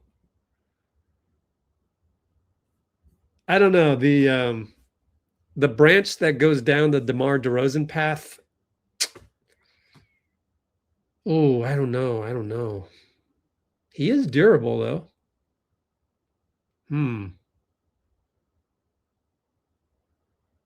Well, this doesn't happen unless Draymond opts in. So we'll come back to this if Draymond opts in.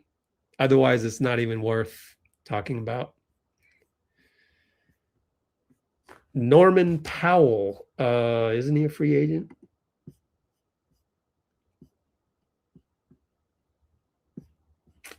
Let's look it up. Is Norman Powell a free agent? Unrestricted. Okay. Herb Jones. Let's kill these guys real quick. I don't think Herb Jones is a free agent. So let's go and see how much he's making. Go back to Hoops Hype. That one's, I think it's easier to kill these guys, check them off the box of research before we even go into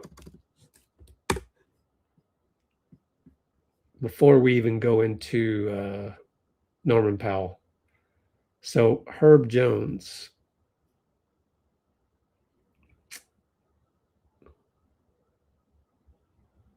Pelicans. Yeah, he signed for 20 million. So that contract is too long. Herb contract too long, so no.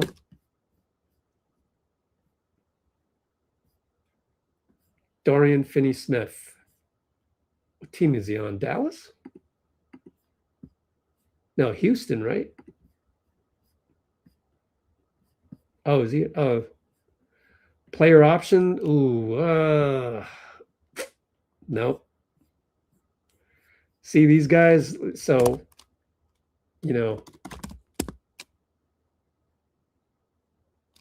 so you'd rather have Herb or DFS than LeBron? Because LeBron comes off the books, non-guaranteed for the last 3 years of a sign and trade, the last 2 years of a sign and trade.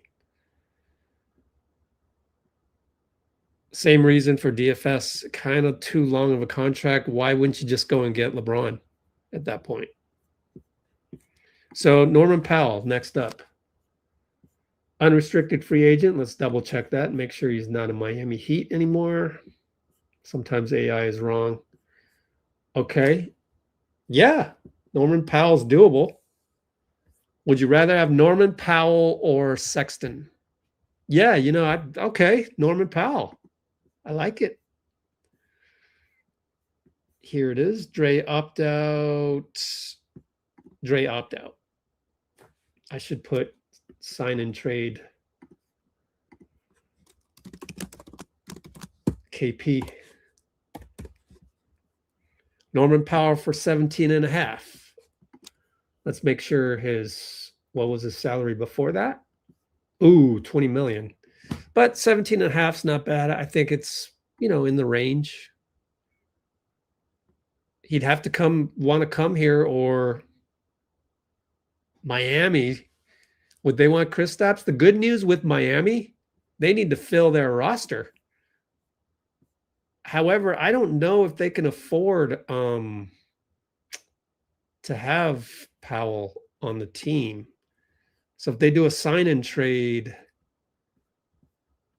can they fit him with all these guys? Wiggins, let's see. 109. Okay, yeah. Okay. Add Norman Powell to the list. Good for you, Barber. I like it. We got to do a poll. Let's do another poll. Looks like LeBron's barely winning. 150 votes. That's good. So we did good.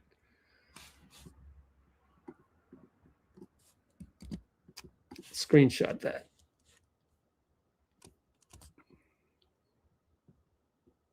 Hang tight.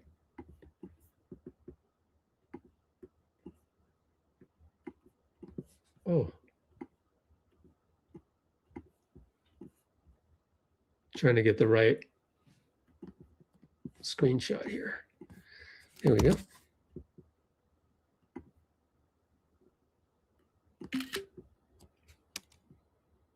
So yeah, that poll ended with, hold on, let me do the new poll first. Which of these scorers would you rather have? And this is if Draymond opts out via KP, Porzingis, sign and trade. Let's put Powell up there. Well, Simons was the first one. Okay, Simons, Sexton, Powell, keep KP.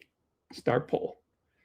So the results of the do you want to sign and trade Porzingis at all was 33% yes, trade for LeBron, 31% out of 151 votes, which is awesome. Keep KP, 19% trade for someone else other than LeBron, and 17% trade for a ball handler scorer.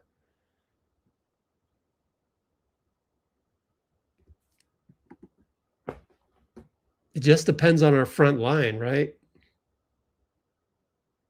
I think I'm more excited by a scorer like Norman Powell or Colin Sexton over keeping KP, because maybe you could,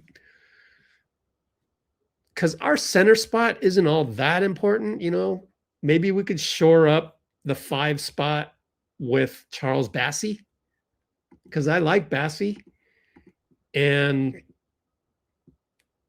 maybe give Quentin Post a partially guaranteed contract, maybe. I don't know.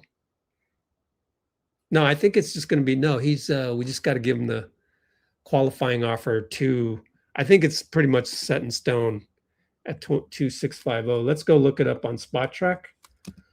Spotrack.com, Quentin Post. Because if you're going to go get Norman Powell or Sexton or Simons or, some scorer like that's a smaller guy that can get his own bucket, you've just lost Porzingis, so you gotta have some size in there at some point. And I don't know if Quentin Post and Al Horford is enough. Now, Draymond can scoot over to the 5. You know what? I take it back. I think we might be all right just going small. Yaxel could probably play the small ball 5 so that Draymond doesn't have to be the full-time small ball 5. Like, he can finish a game, but Yaxel's going to play the meat of the game when necessary. And a lot of teams, they go small anyways. You just need Quentin, Post, or Al to be able to start against the Zach Edey's, the Hartensteins. Of course, we haven't talked about Yaxel yet, but don't you think Draymond and Yaxel can hold their own against Hartenstein and Holmgren if OKC chose to go that way? Like, obviously Draymond has to cover Hartenstein because he's heavy, but Draymond can handle a 5. He can handle a Jokic, not all the time, just spot minutes, close out a game. And then Yaxel certainly can cover Chet. I think so. Like, luckily Chet is super skinny, so he can dislodge him the same way. But yeah, you see, that's why I love live streams once again. I thank you guys for joining, because you bringing up Norman Powell made me think of all these other dominoes fell. Let's look at Quentin Post. Contract terms.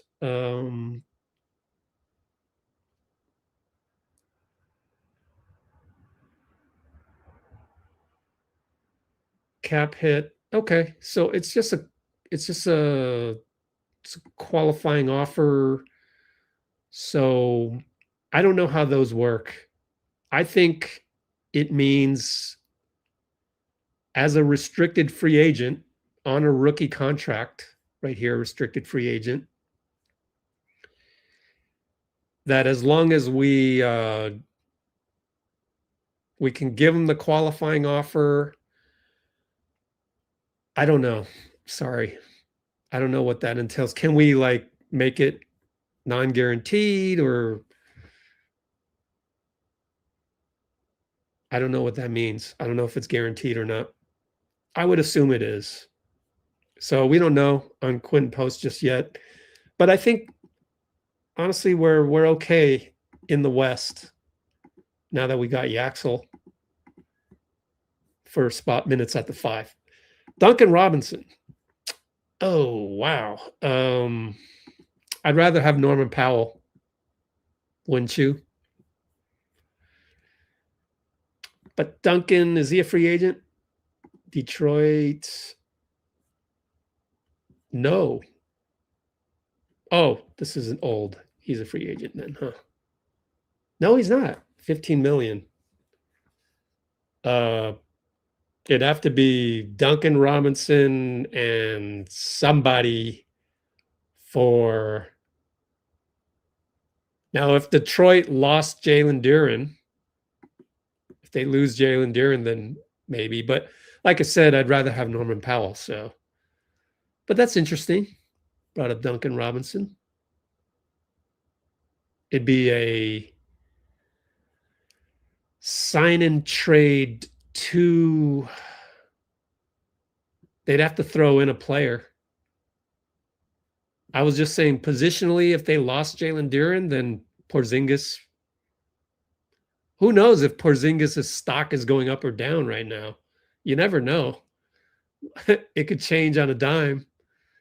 Our assumption has been, nobody wants Porzingis. He's injured all the time. But maybe everybody's looking at Wemby and Chet Holmgren, and they're going, yeah, if we get to the finals, then we're going to need somebody to at least put a hand up. And if they lose Jaylen Duren, then they're in dire straits. Let's look at their cap sheet just to make sure they can absorb a sign and trade. Detroit. We haven't done a commercial yet, huh? It's okay. We've got automatic commercials turned on. I just hope I monetize this. The last live stream, I forgot to monetize. It sucked.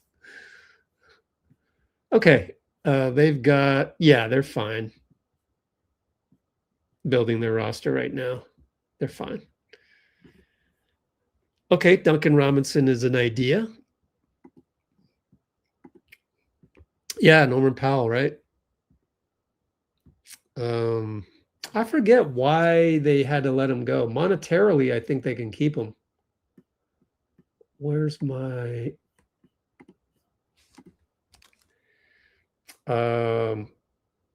are there any articles about if Norman Powell is, as a free agent, is likely to stay with Miami Heat? Highly unlikely. Financial bind. Oh, it hard capped the team? Oh, yeah. Gotcha. Depart outright or move via sign and trade. Yeah, we would have to do a sign and trade. So Draymond would have to opt out for us to get Norm Powell. But we've talked about that because he's being thought of in the same vein as Sexton and Simons and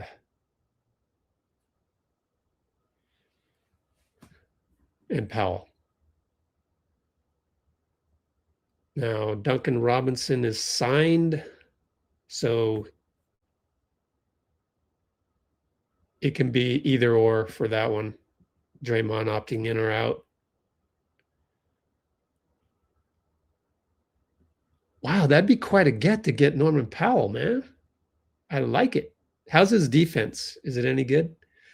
Taurean Prince. All right, we're talking about Norman Powell, so everybody you bring up now better be better than Norman Powell. Miles Turner, let's check him out because positionally, we're, by the way, Taurean Prince, what team is he on and how much does he make? Milwaukee, right? Let's go look at his salary.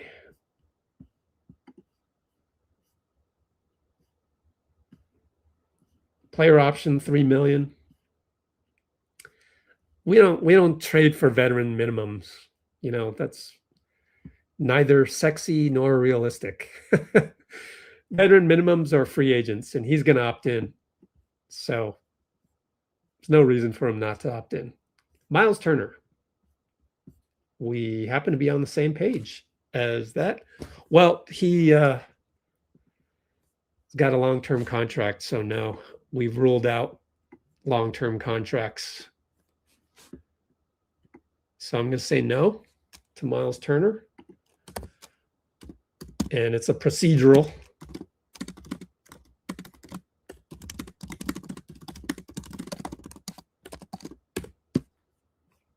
We want to go back to next summer and we want to be cleared on our books so that we can threaten to get a guy like Donovan Mitchell.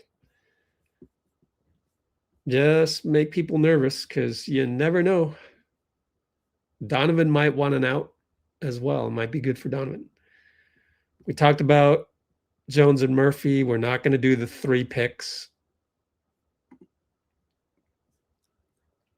Scroll up on the comments and you'll see. We have a spot for Bronny. Yes, we do. It's easy. Veterans minimum. Super easy. PJ Washington. Let's see what his contract is. Dallas Mavericks. Nope. Contract's too long. We're trying to clear up cap space.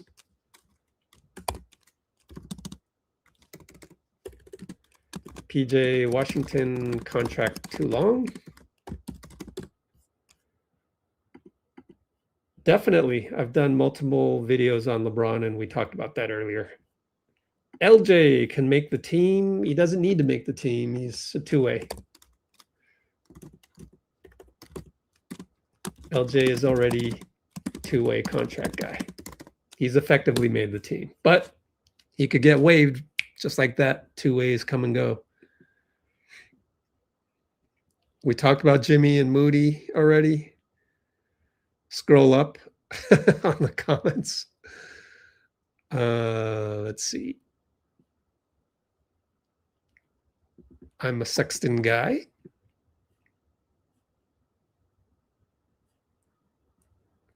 If KP stays, Post won't stay? Why? Why do you say that?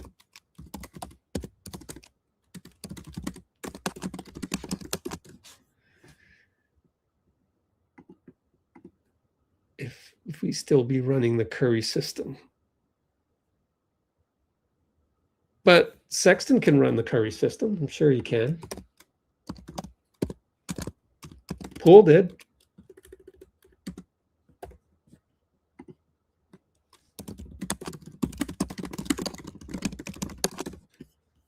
Shivmon in the house. Portland guards might go in a Jaylen Brown trade. Yep. But as I said, Shadon Sharp contract is too long. Precious Achua, yeah, but you're talking about these minimum guys. I don't really care about minimum guys. He's with Sacramento, isn't he? Let's check. Maybe he's a free agent. Let's check. Did you guys see his SpongeBob GIF? Yeah. You're asking about minimum guys. Who cares? We're trying to kill the big fish, man. Cam Spencer, another minimum guy, right? Is he? I don't even know. But why would Memphis get rid of him? He's doing fine. Yep.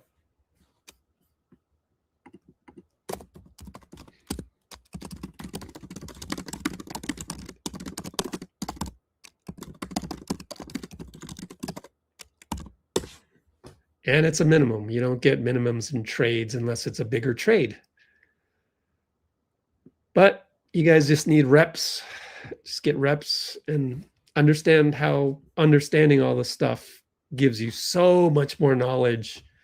And then you're not lost in the sandstorm that is NBA Twitter, throwing out all this crap at you, especially them aggregators who will look for any little morsel to just aggregate and tag a reputable name to it. Like, it's awful. So, yeah, be careful of that.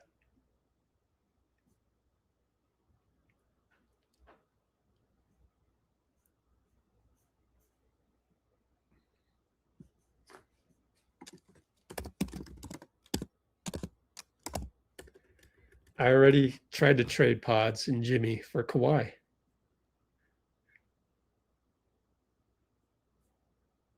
Yeah, I think Norman is. Powell asking over 20 million. Yeah. He might be. You're right. What should take us out of the running?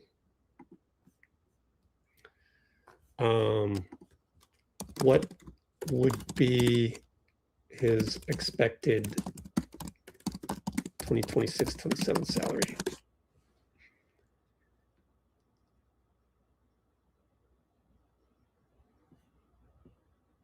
Wow, 25 mil? Yeah, we can't go more than 17 and a half. So never mind if Powell's over 20 million, then Powell comes off the list. Point of attack. That's why we're talking about Powell, Sexton, and Simons. Yeah, and also we don't need PJ Washington after Yaxel. You're not a Sexton guy. Okay. We need a superstar. You keep saying that. We have a superstar. He's injured. So stop it with that. Where do you think the Warriors will finish? I don't do predictions because comparison is the thief of joy, said Moses Moody, said Rich Paul.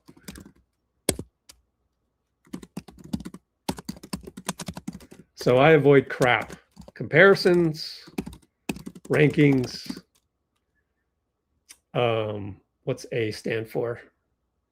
Aggregations, aggregators, and predictions. Awards too.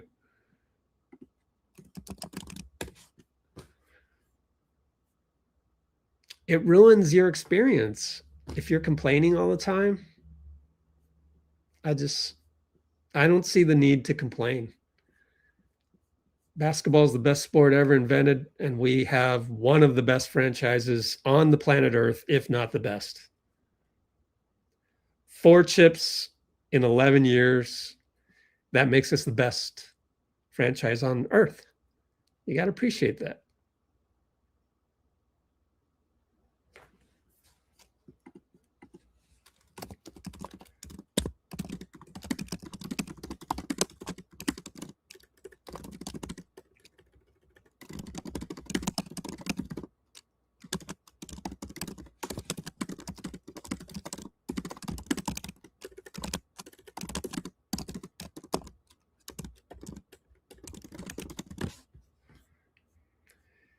Those of you asking, I said this in the article, I said this on the YouTube channel.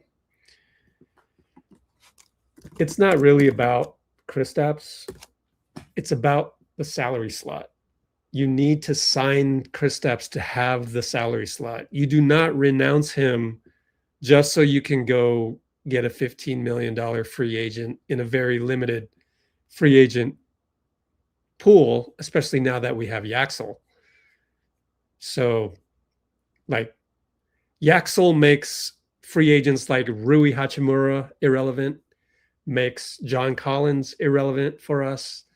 Yaxel strikes a lot of those free agent names off, but you wouldn't have wanted to go get a free agent through the non-taxpayer mid-level anyways, because to do that, you probably have to renounce Kristaps if Draymond opts in. And if Draymond opts out, this is our scenario on the screen that you can see here on the spreadsheet. We're praying that he takes a discount to $20 million, which then, if we want to still be able to use the $6 million taxpayer mid-level free agent, you can only pay Kristaps 17.5, but then you're probably looking to sign and trade him for a free agent.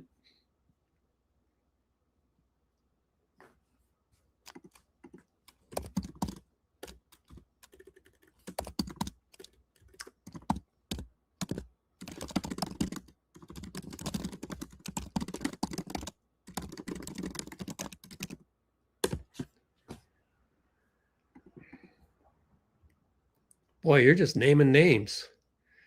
Marketing Jared Allen for Jimmy?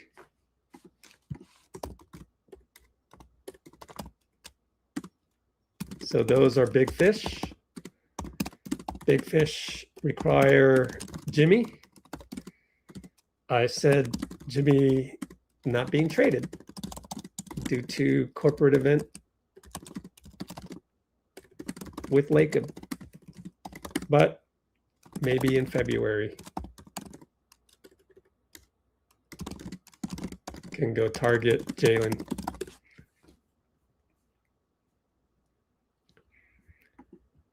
Yeah, reliable two-way shot creator.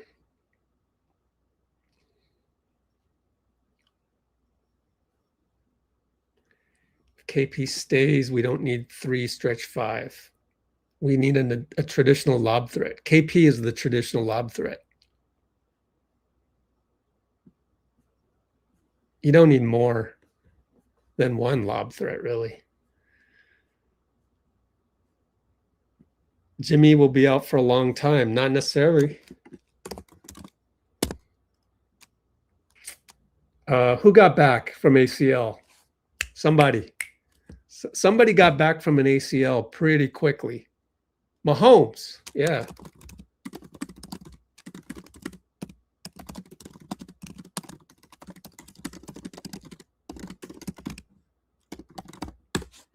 So if Jimmy Butler is on the Patrick Mahomes timeline, he can get back by Thanksgiving.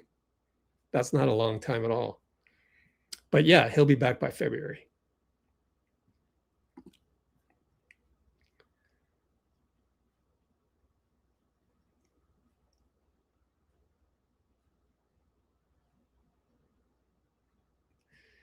Yeah, I mean, just unfortunately, Powell is probably looking for more than 17.5 million, assuming my 17.5 million is correct. Again, caveat, I might have done the spreadsheet wrong. I hope not.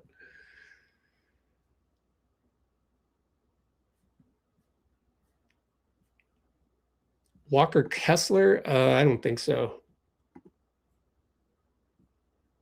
I don't think he fits, first of all. Why am I looking here? Let's go to Utah.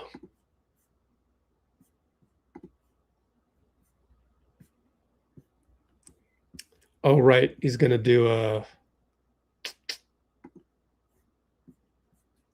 extension.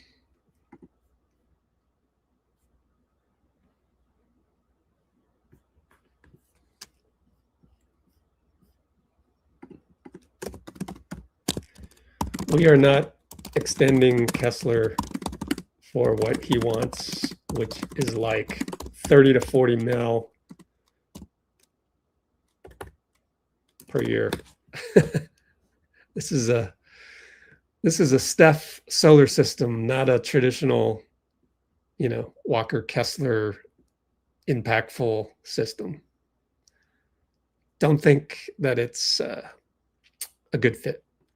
So LeBron or Sexton, I guess, right? The other problem with Sexton is with us trying to clear cap space for next summer, wouldn't he get an offer somewhere for more than one guaranteed year out of 3? That's another problem.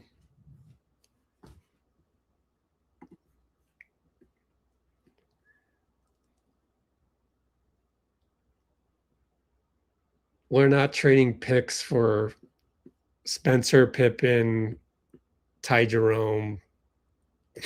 Nobody spends picks on guys like that. You spend picks on big guys, like game changer guys, man. Oh, man.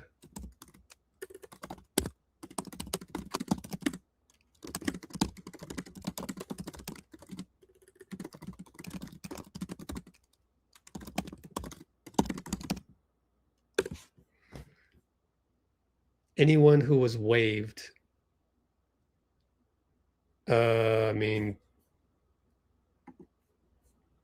we've talked about, like, I don't waste my time with maybe Jonathan Isaac. Those are rare, bigger salaries that got waived. It's no use predicting veteran minimums.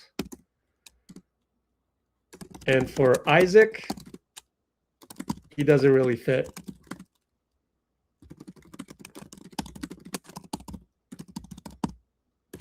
So, no.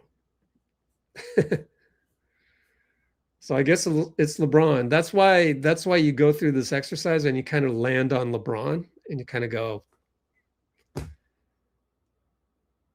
but it's 17.5 million, right? Unless we get Draymond to take a more discount, then maybe it's 20 million. So it's like LeBron, Sexton, DeMar DeRozan, or keep Porzingis. You could just keep Porzingis. AJ Mitchell. How the hell would we get him?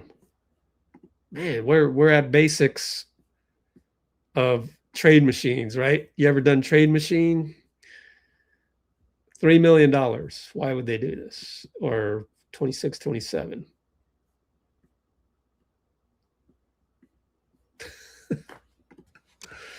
First step of analyzing trades. Why would the other team do that? You have to get past that. That's like, entry level like physics 1A. It's like cap sheets 1A in college. First hurdle you got to get over. You got to ask yourself, anybody you think of, oh, why? Oh, OKC, let's go poach one of their guys, right? Why would they do that? AJ Mitchell, team option, $2.8 million, super cheap contract for what they're getting. And just keep him. Maybe extend him later because he's outperformed his contract. He deserves that. And then people get mad. Oh, why couldn't we get Isaiah Joe? Look, how would you do that? Here's our cap sheet, assuming Draymond opts in and Kristaps is at a reasonable figure or the most that we can pay him. Like, you're trading Moody? What's the salary match? You got to match the salaries. Isaiah Joe, 11 million, pretty close to the 12 million of Moody. Why would OKC do that? Or why would the third team do that? The easier thing is just trade Isaiah to a team that has the room to take him on and then get a couple second-round picks back or one or two. We don't have second-round picks. Go to Yossi Goslin's site, go to Golden State, go look at our second-round picks. We don't have enough. And we had to use a whole bunch of them for, this one was for Jordan Poole, used a whole bunch of them for Gary Payton and to get rid of James Wiseman. And there's one other guy I can't remember. So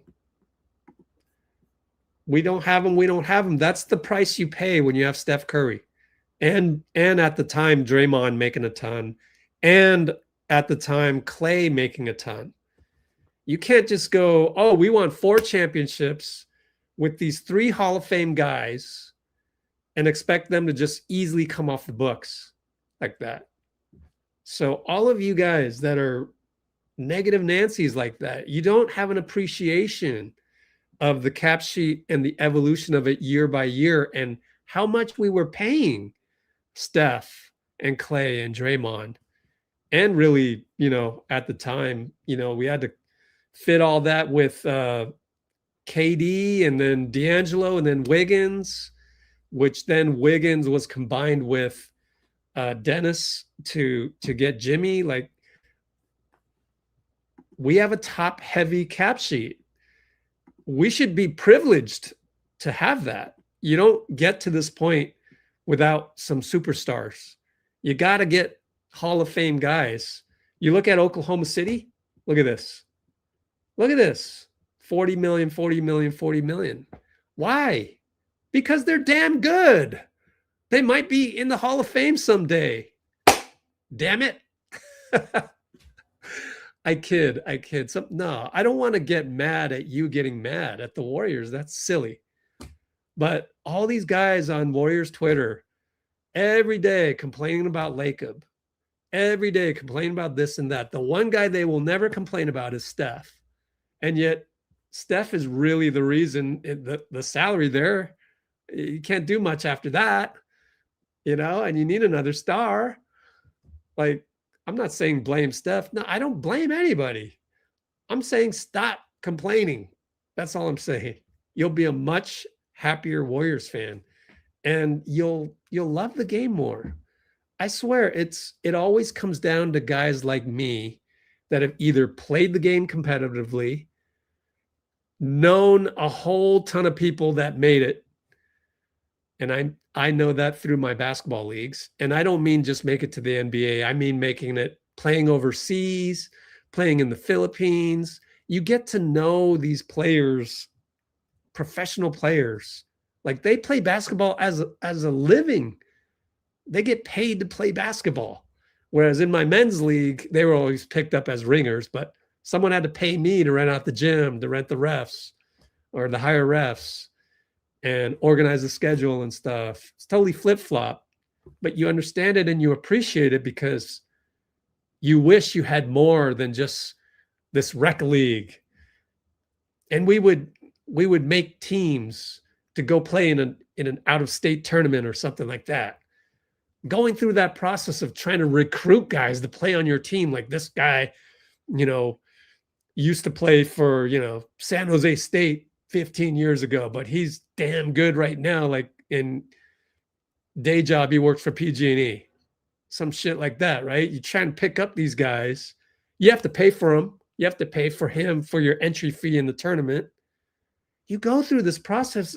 Like, I'm so glad I didn't have to go through this cap sheet stuff. You have an appreciation for the game. You love the game that much. If I can show that to you, open that world to you, that's why I want to have Achille Jones. That's why I asked Sean, email me. Let's get Achille Jones on here. The more people that we get on here that have actually played at a high level, that understand these things, then you're less of a fanatic and you're less of a. The problem with Twitter is that it encourages you to complain. It's a trap. It's a drug. It's very bad for your health. Lots of times I have to use it. That's why we use our Discord. We have all these feeds in from Twitter. Again, I should have pinned the link at the top. Let me put it in there. Free Discord server. We call it a knowledge base. Go sign up for free here. We basically have all these feeds in on the VIP side of things. $5 a month for the VIP stuff. That's these feeds. Let's see what came in. Hopefully nobody got traded.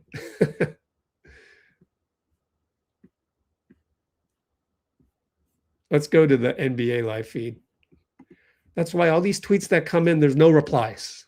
I don't allow you to reply. I've been there, done that. The whole Warriors Twitter thing. You start replying and you complain. Then all of a sudden you make up stuff. You make up stuff like, oh, this guy needs to be fired. Oh, we should go after that guy. It's just, there's no sanity. And then people start making you feel bad about the Warriors.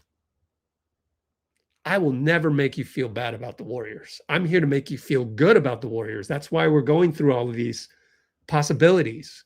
That's why I'm totally different than all those guys. So if you resonate with me, just keep coming back. Subscribe to our Substack. Go read this one. The decision tree on Jimmy Butler means we're not doing a big deal right now. We're not going to go get Kawhi, which would have been awesome. I think that strategy would have worked.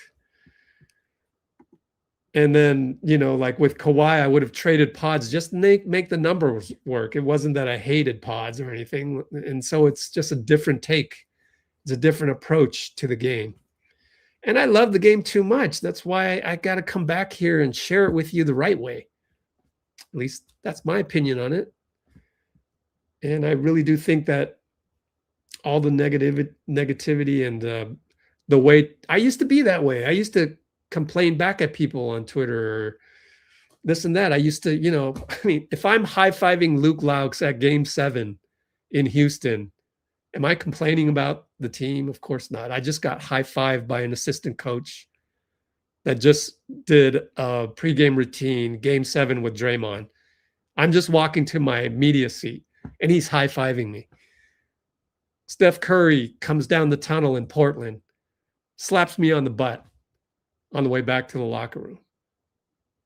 I feel like I'm part of the team. Like, I want to share that. Like, you want to share the joy, right? That's why I love that we have Steph on the team, because he looks at the joy of things. There's not one tweet that crosses his mind in any given day. Same thing with Yaxel. I'm so glad we got a guy that looks at basketball joyfully. Like people like, Pods or Draymond, they have kind of this negative fuel, which helps them competitively. But I don't agree that they should ever go on Twitter or Threads. Now, Draymond got a sponsorship from Threads for a little bit. So he got money to go on the Threads, but it's turning out to be the same toxicity as he experienced on Twitter. And he has left Twitter. and just going, basketball's competitive. I get it. But you waste so much energy just complaining and complaining back and yelling back at another guy and yelling back. I just love the game. Cool. Well, I forced 30 people to hop off there when I went through my diatribe.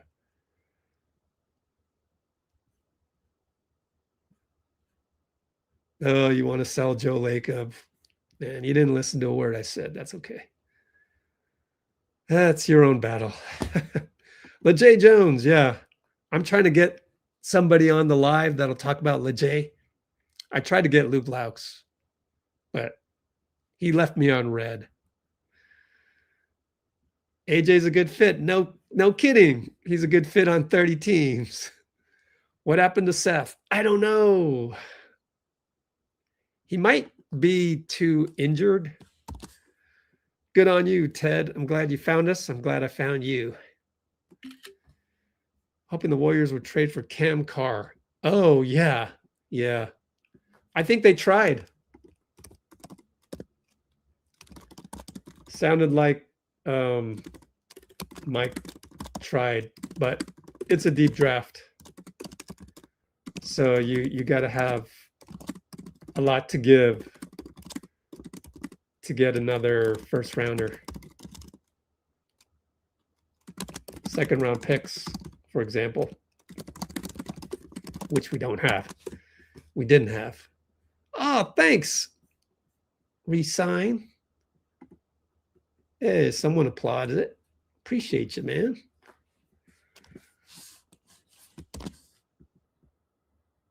I wonder if I should lean more into that. Like, I don't know. I just don't want to get bullied on Twitter. I've been down that road. Could have traded JK for OG. That's a myth. Toronto never wanted JK. Don't believe the Twitter liars. Or believe them. It's up to you. Trade pods, 5 million. So small.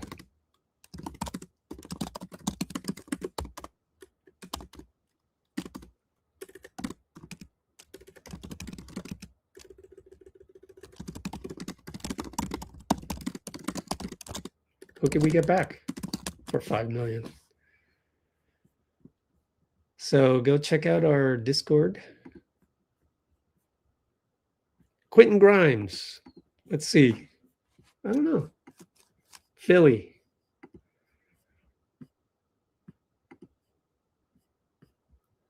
Oh, he's a free agent. Okay, cool. Let's look him up here. Quentin Grimes.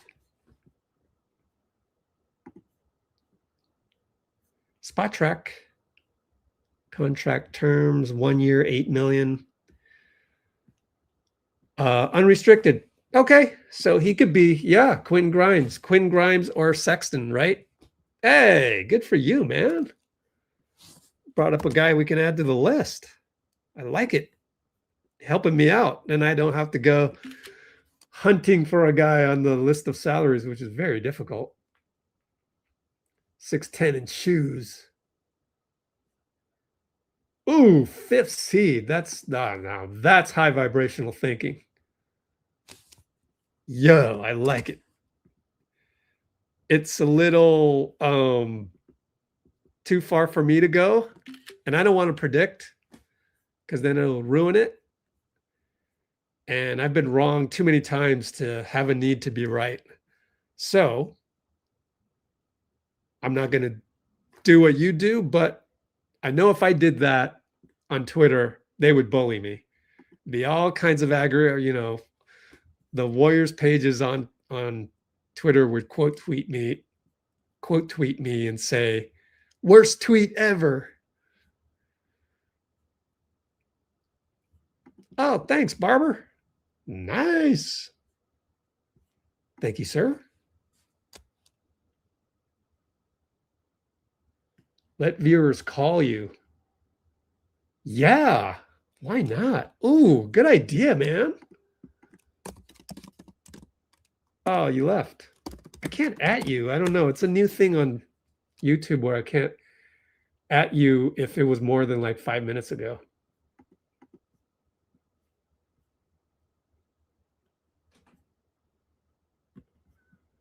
Draymond will come back in shape.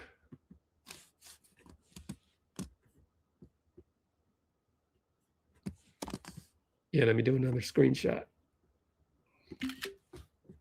Maybe I'll tweet these out tomorrow. Man, I wasn't sure if I should go live, so I'm really glad I did. Got to meet a whole bunch of you guys. Yeah, spread the word, man. Like, I try to not complain in every aspect of life. It's changed my life. It's like made things so much better, man. And I got to admit, it's hard, man. It takes work. I do meditations, so that helps. And I think I have a strong belief system. So everything, like, you know, to be honest with you, like, this YouTube channel has really kind of gone down, like, in terms of like views and ad revenue and whatnot. But I realized, no, I'm not going to complain. I mean, we got Dean Chambers out there. He's driving around doing DoorDash. I might do that a little bit. I was thinking about trying Instacart as well. And I looked at it as an opportunity, actually. Like, think about it, because if I'm doing Instacart, which I actually would prefer, I think, man, I might be helping out some little old lady that really can't go to the grocery store to shop, right? So I'm looking at different ways, especially we're just about in July, August, and September. Those are almost dead months for NBA teams, other than the draft and summer league. And once that first game of summer league is done, man, that drops off. I'm going to be at the golf tournament in Tahoe for Steph again. So keep an eye out for that. Shout out Bianca, my photographer. I need to talk to her about some new things that I want to do for the golf tournament. So who knows for that? I might. Last year ran into Jimmy Butler and filmed him. So those are fun things that are, tangential to Warriors basketball. But they're all along the lines of kind of what makes Let's Go Warriors a little bit different than everybody else. Yeah, the Raptors didn't want JK. KP was shooting and defending at the same time in Boston and the Warriors. Well, it's the health. I never said I didn't like KP. It's just the health and balance of roster and possibility of getting another ball handler. Score, like, who did we say? So Norman Powell's off the list because he wants too much money. Sexton, man, I should have made a list. Now I got to scroll up. Dang, my bad. Go ahead and comment. I'll keep an eye. When will Moody be back? Don't know, but hopefully by February.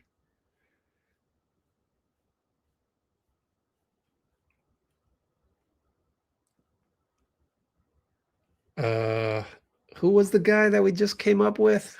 Well, LeBron. So it's either Sexton or LeBron or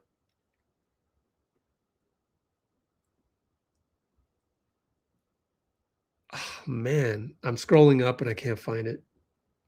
Somebody mentioned it in the comments. Man, do you have to say that? We don't. You think we do. It's the old thing. Why do you have to make us feel bad about our own team. I'm the only guy out there trying to make you feel better about the team. That's why I'm doing this whole cap sheet thing.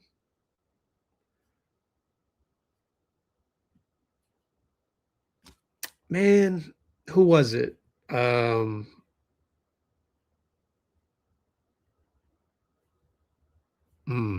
Anybody? Norm Powell. Wasn't Norm Powell. Sexton.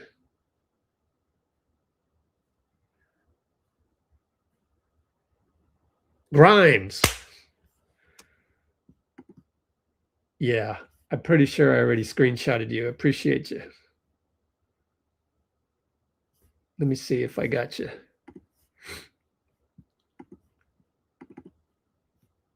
Oops.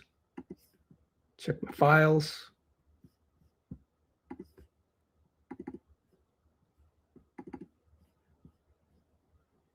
Yep, you deserve it. It was somebody else. Let's go to oh, we did Quentin Grimes over here already. Yeah. Thanks for staying on the chat, Junie. Save me. Yeah, Quentin Grimes. Okay. Quentin Grimes, but that'd be a sign-in trade, so they'd get Porzingis. Porzingis and Embiid. They have Paul Reed. No, Paul Reed's on Detroit. Sorry, they have nobody.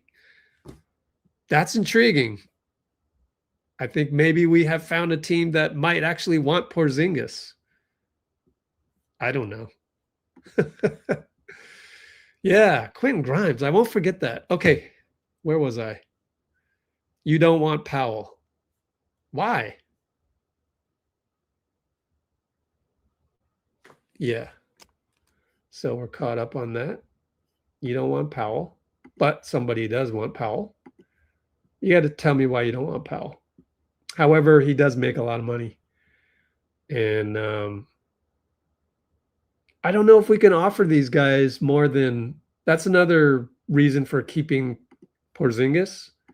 If you do a sign-in trade, it has to be a 3-year contract. You can make year 2 and 3 non-guaranteed. But in doing so, that offer better be better for Grimes, Sexton, Norm Powell if he wanted to make under 20 million. Wouldn't they prefer the sign and trade offer from some other team that offers more than 1-year guarantee, let's say? So that would be a reason to keep Kristaps. You see, like it's not always about the player. Sometimes it's about the contracts. I hope I don't forget that because that's actually a point that probably no other Warriors reporter would come up with. If I can brag for just 1 second. Pods for picks. I mean, no one's doing that.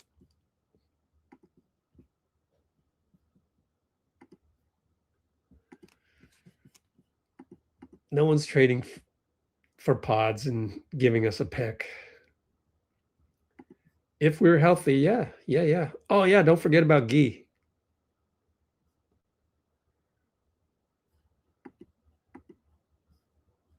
Bogdan.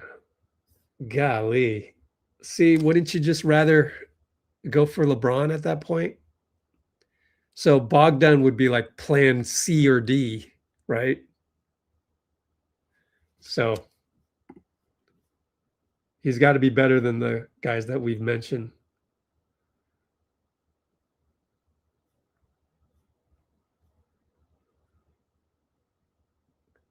If he wants 30 million a year, I guess you could cut him. Who? I don't think you can just cut people. Stays on your cap sheet. You mean DeMar?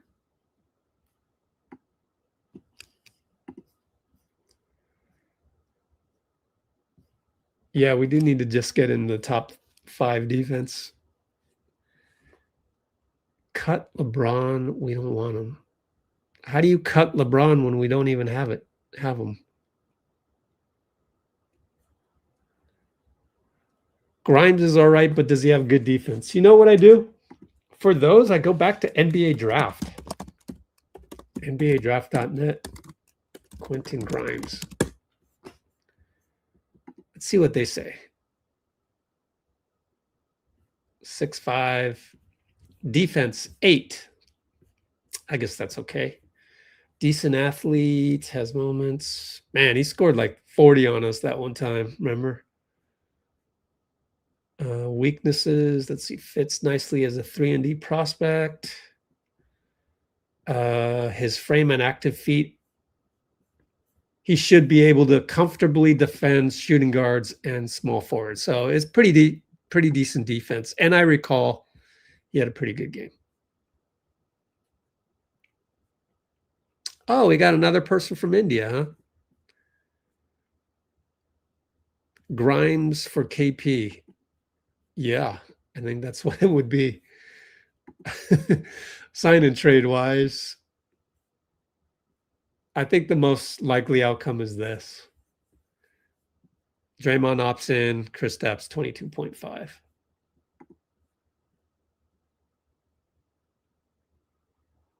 I don't see another way to do it.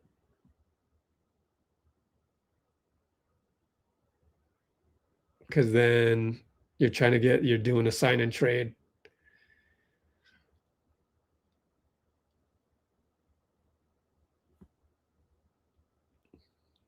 Huh.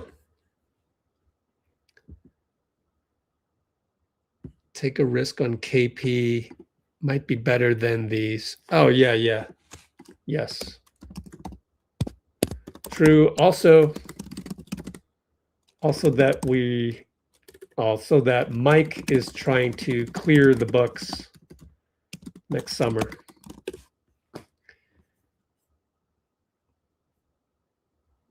What I mean by that is guys like Sexton, Grimes, not LeBron though, they would all want some long-term security. So I don't think we're going to get them because somebody else can offer Grimes or Sexton or Simons or Norm Powell either more than 17.5 or more guaranteed years.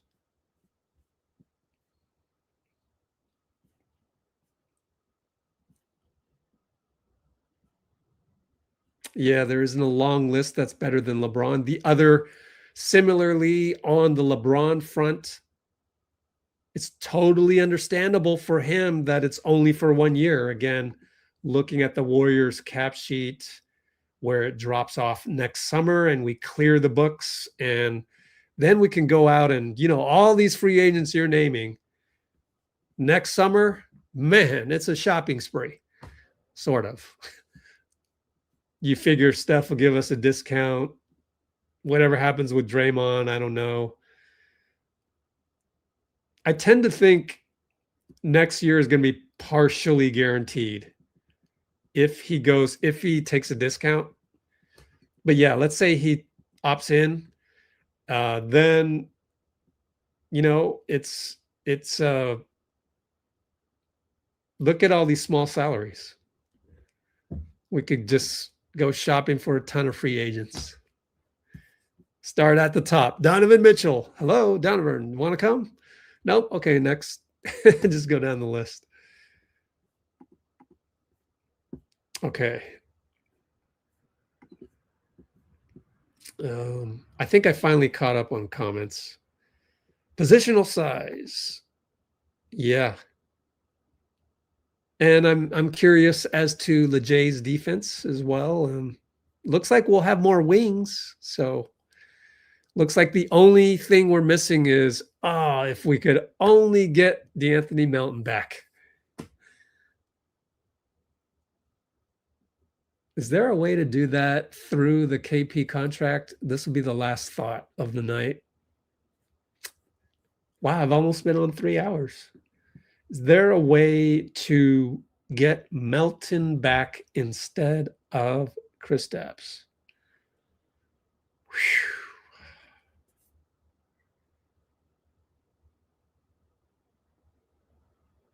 Would anybody here actually pick Melton over Kristaps? I don't think so, right? Melton's good, but he's not like that.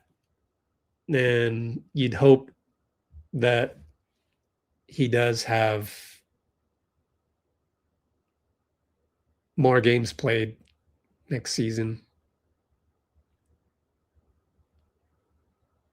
I think you got to keep Kristaps.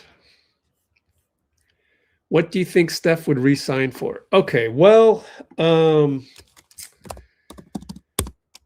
at least KD level at what is KD making? KD took a discount, quote unquote. 43 million, so 46 million, so 45-ish. Steph was at 62. Or Harden. Harden is at, it depends how many games he plays. This will be a big year for Steph too, by the way. We haven't talked about that. I think it'll affect his own extension. James Harden is looking at, Harden is estimated at 28 to 30 per Yossi Goslin. And what about Jaylen Brunson? New York Knickerbockers. 37 million. Wow. 40 million, 40-ish. Thank you, Jaylen Brunson, for winning the championship and setting a precedent. So, good question, man. What do you think Steph would re-sign for? Hopefully it's, 30. Yeah, 30, more than 30. Go 30 and then a little bit more. No, I mean, I don't know what's fair, man. I would say it's all depending on Steph's games played. If he, again, plays only less than half of the season, was it? What did he play? BK Ref.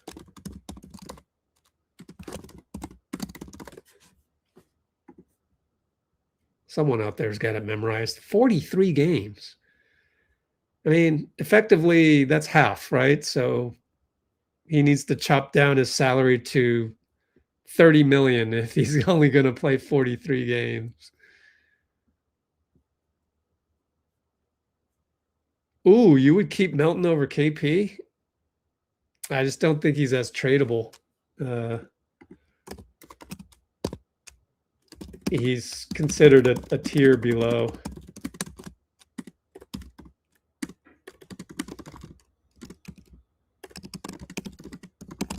So for future trades, you wouldn't want to overpay him or anything.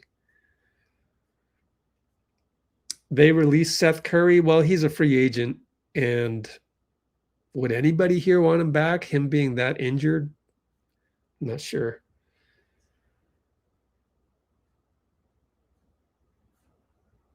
Are the players who were signed after the second draft going to get to play next month? Yes. Summer League. And California Classic, which is next week. Don't forget that. Cool, I caught up. We still got 98 concurrents. This is crazy. Anything else you want to talk about? Hate to leave so many of you. Oh, Jaylen Brown. Oh, man. Jermaine, co-producer of the show. Okay, so first of all, Nate Williams. No, he's a free agent.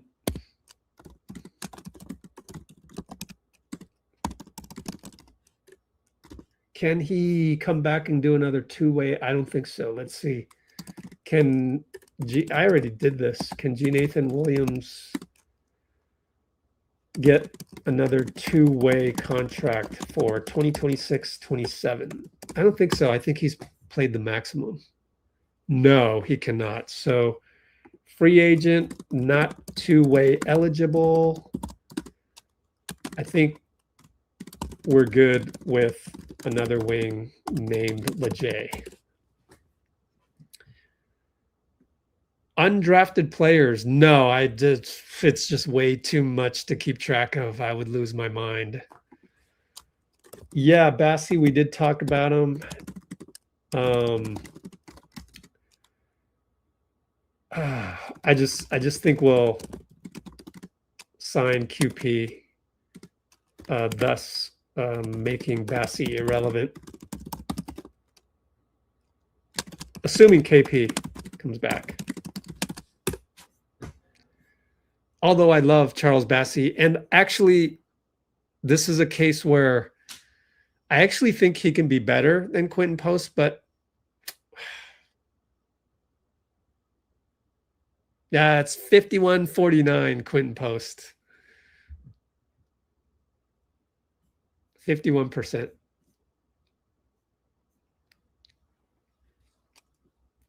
I'd love to start Yaxel instead of Draymond myself, but make that later in the year.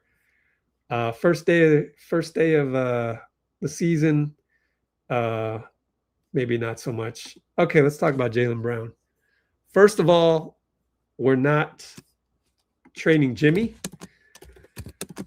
right now. So as we are not trading Jimmy right now, we will not trade for Jaylen Brown, 2 JBs right now, but it can be for February. I'll say that for now. Let's say Draymond opts in, and this is our cap sheet for February. Okay, let me go look at Boston.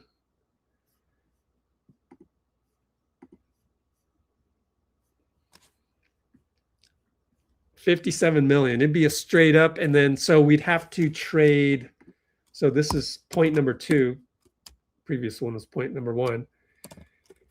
We already did this actually with Dean Chambers on board, but that's okay. It's good to have reps.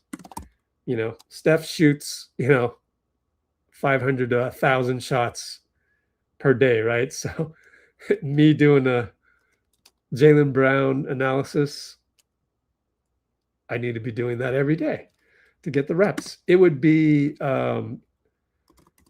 Jimmy straight up for unless they wanted Draymond and let's see, it would be Jimmy straight up for Jaylen, or salary wise, 61 million. Nope. Kristaps and Draymond together won't get us there. You could maybe throw Moody in there, 50. Kristaps, Draymond, Moody. Would they do that? Boston might do that, don't you think? Maybe. If KP stayed totally healthy. But they're going to want draft picks because Jaylen is an all-NBA player. Plus 2028, 2030, 2032 first-round picks. Would you do that? That is the question. That's a tough one, man. I think it depends. It depends how good we're playing. Okay, so the assumption is we're 500. Well, then obviously we do that. But then you got to root for the Celtics to be struggling, because if the Celtics are number 1, 2, or 3, then why would they trade Jaylen Brown at that point if they don't trade him right now? So interesting discussion there. Glad you brought it up. But yeah, pretty interesting, huh? Man, That'd be cool, though. He would definitely raise our floor. I think I would do it. I would trade the picks, and you go to Boston, you go, okay, if you want KP, Draymond, Moody to make the salaries match, or Jimmy straight up, and this is February, so hopefully Jimmy's back by then. And I would do it. Dean would do it too. Jaylen just raises our floor, and we're just going to have good draft picks. At that point, you got to keep pods. And Gee's on a good contract. Man, we're going to need probably one more pick to land. That's a pretty thin team, though. We don't have much, right? It would be like if it was Draymond, Moody, and Kristaps for Jaylen Brown. Damn. Steph better be healthy. I'd still do it. I don't know. I'd still do it. He'd want a huge extension after this. He'd be the face of the franchise, though. You kind of need to pass the torch to somebody, whether that's Donovan Mitchell or not, or whoever. I mean, Jokic probably isn't leaving Denver. Anthony Edwards way out if the LaMelo Ball home run swing is a swing and a miss. Let's look at Minnesota real quick and see when Anthony Edwards falls off. 2 more years after we clear the books. So that's going to be real tough. Yeah, that's probably why I would do it, because there's not a ton of other options to pass the torch of the future face of the franchise to somebody. Someone mentioned Markkanen. The problem is he's not the face of a franchise. He'd be probably the best Steph compliment you could ever think of out there. And yeah, maybe at the trade deadline, you could go Kristaps and Draymond and 3 picks for Markkanen. Markkanen would have to suck, I would think, and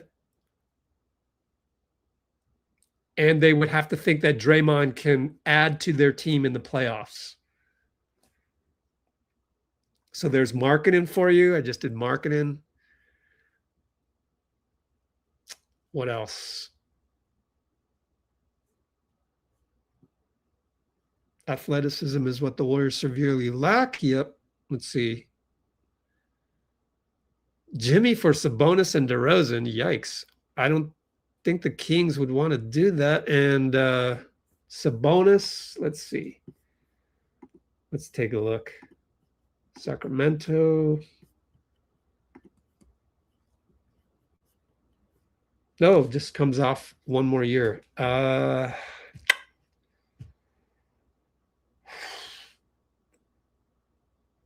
don't know. When the Kings want picks, they want picks. Kings want picks for Sabonis due to them rebuilding, and I would not send them picks for that. So that's a no. That'd be a no.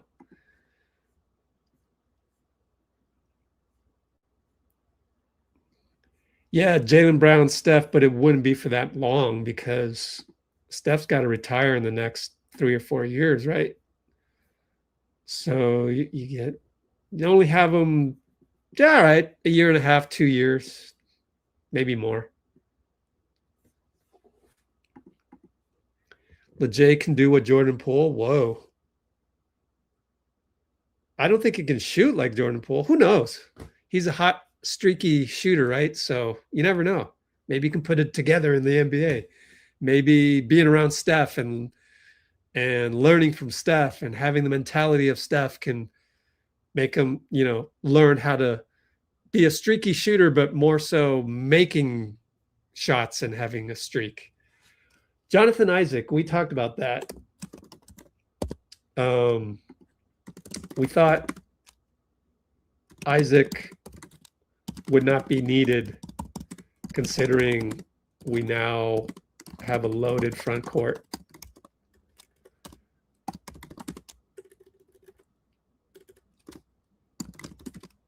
Save a precious roster slot for a ball handler. Maybe.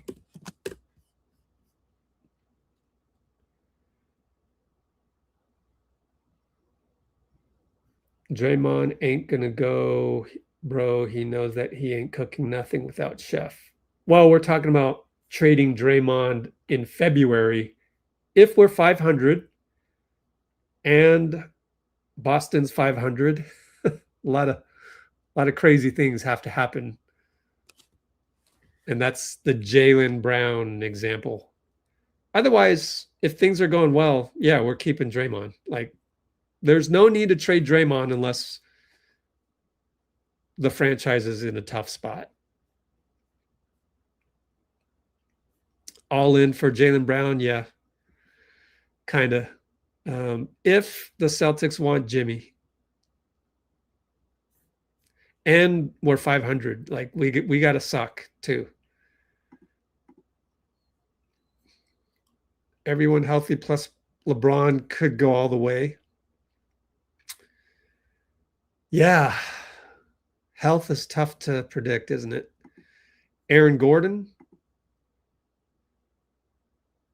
Oh, I think he's too much, too expensive. Yeah, it's out of our price range. And I think the most likely guy to be traded would be Jamal Murray. Yossi Goslin mocked that up. They found a good trade with Portland, actually. But yeah, it's going to be super interesting with Denver, isn't it? By the way, I should say, come back. Please come back for a free agency live stream whenever it feels right. Like when certain trades are happening on July 1st or 2nd or 3rd, and it may or may not affect the Warriors. Jokic, well, Denver wouldn't want Jimmy, right? So Zach, no way. He's way too expensive right now. And again, Sacramento's looking for draft capital. He does come off the books. I think I would rather have Jimmy in February than Zach for a whole season. So where was Zach at? Oh, there it is. No, because rather have Jimmy for half season plus playoffs than Zach for full season plus playoffs.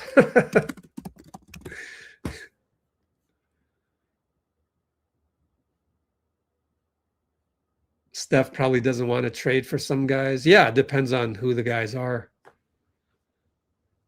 Look, if we're 500, the Celtics are 500, it's February, and our draft picks look very attractive because they're in the 2030s, because Steph will be retired by then or something like that. Even though with lottery reform, who knows?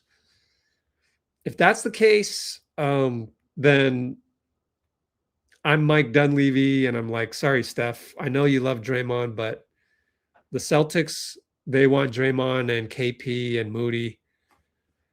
And here's our chance to get Jaylen Brown. I don't think we're going to get another opportunity like this. I'm going to do it. Sorry, Steph. So, but we'll see. It's a lot of ifs. Malik Monk. Heck no. If we're this close to getting LeBron, and by this close, I mean if Draymond opts out, decides to, right here, opt out Braun. If Draymond opts out, decides to help out his buddy, come here to Golden State, Braun, my pal, my clutch friend, I'll take a huge discount to 17.5, and you come for 20 million to make it worth it for you to reject the Lakers offer of, I don't know, 24 million was mocked up by Yossi Goslin. If we can do that, then why would we go Malik Monk? Let's look at Malik's contract. 20 mil. Yeah, so that's right around that figure. I would even have Malik Monk instead of Kristaps. I mean, I would even not trade for Malik Monk and keep Kristaps. Like, he's just not at that same level. So yeah, we're gonna get Porzingis on a discount when all is said and done. Even 22.5 is a big departure from 30 million. But everybody knows it's because he's not healthy. So if he were healthy, then he'd definitely be worth more than Malik Monk. And some people might even think Malik Monk is overpaid. So with the player option next season, no way. No way we're doing that.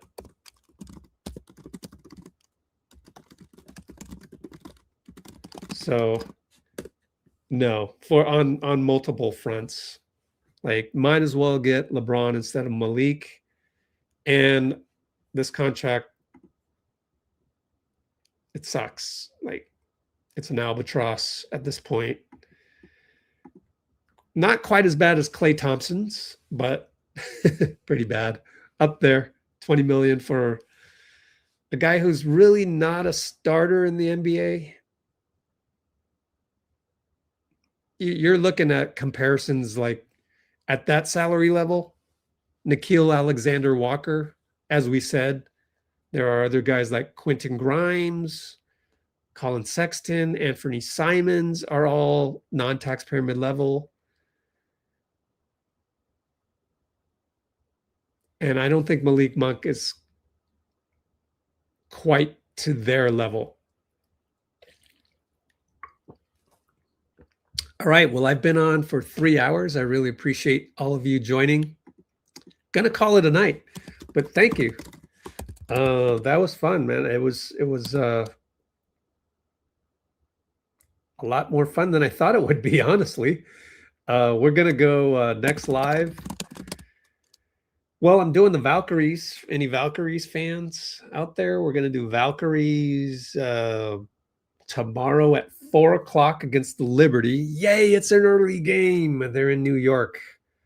So tomorrow, or for some of you today, it'll be a Sunday game, June 28th at 4 o'clock Pacific time, Valkyries at Liberty.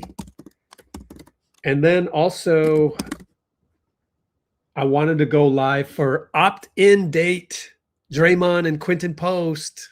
Oh, man. Monday, 6/29. I don't know what time yet. Let's peg it at 10 a.m. Let's say 10 a.m. to 12-ish. For Draymond QP opt-in day.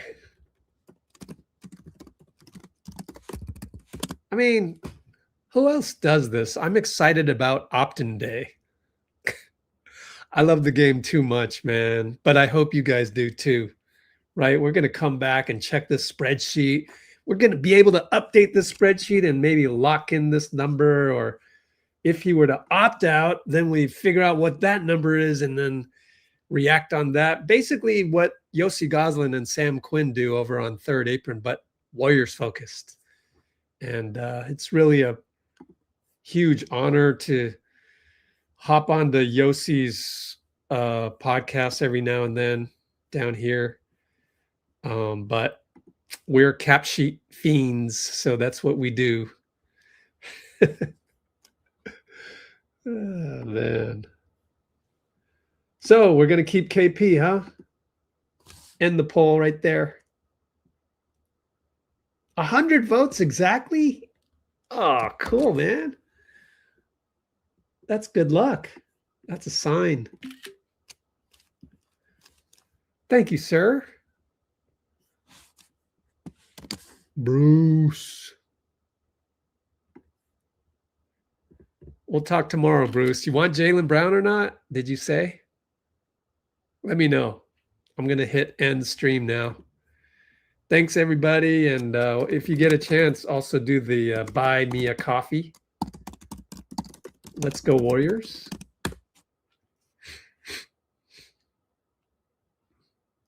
Oh, thanks, Bruce. Bruce always gives me good stuff to retweet if I ever come around to retweeting. Now that I've done a 3-hour live stream, I got to go rest. You know, I'm pooped too. And then I'll wake up late and then something will happen tomorrow. And man, I got to put the behind the scenes videos for Yaxel and Lejay at the Golden State Valkyries game. And Jimmy Butler was at the Columbia game. What a game. I got to watch that before I hopped on live. Just two really good football teams. That was enjoyable to watch, even though it was 0-0. Portugal and Colombia, but they showed Jimmy multiple times in the suite, and there's a lot of behind the scenes stuff floating around on Instagram. I'll post it on our Discord server as well. So go to the pinned comment or our description to join our Discord, which is kind of like just a database of news that comes in, all organized nice and neatly for you. And so, yeah. Oh, is the yes for Jaylen? All right. Surprise me tomorrow.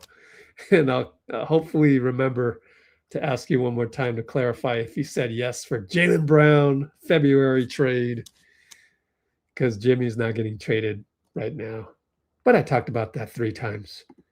Take care, everybody. Good night. It's 11 p.m. here, and have a good Sunday if you just are on the other side of the planet, like in India or Philippines or wherever you are. Have a good one. Just us, 1, 2, 3, Brate, and we'll see you soon.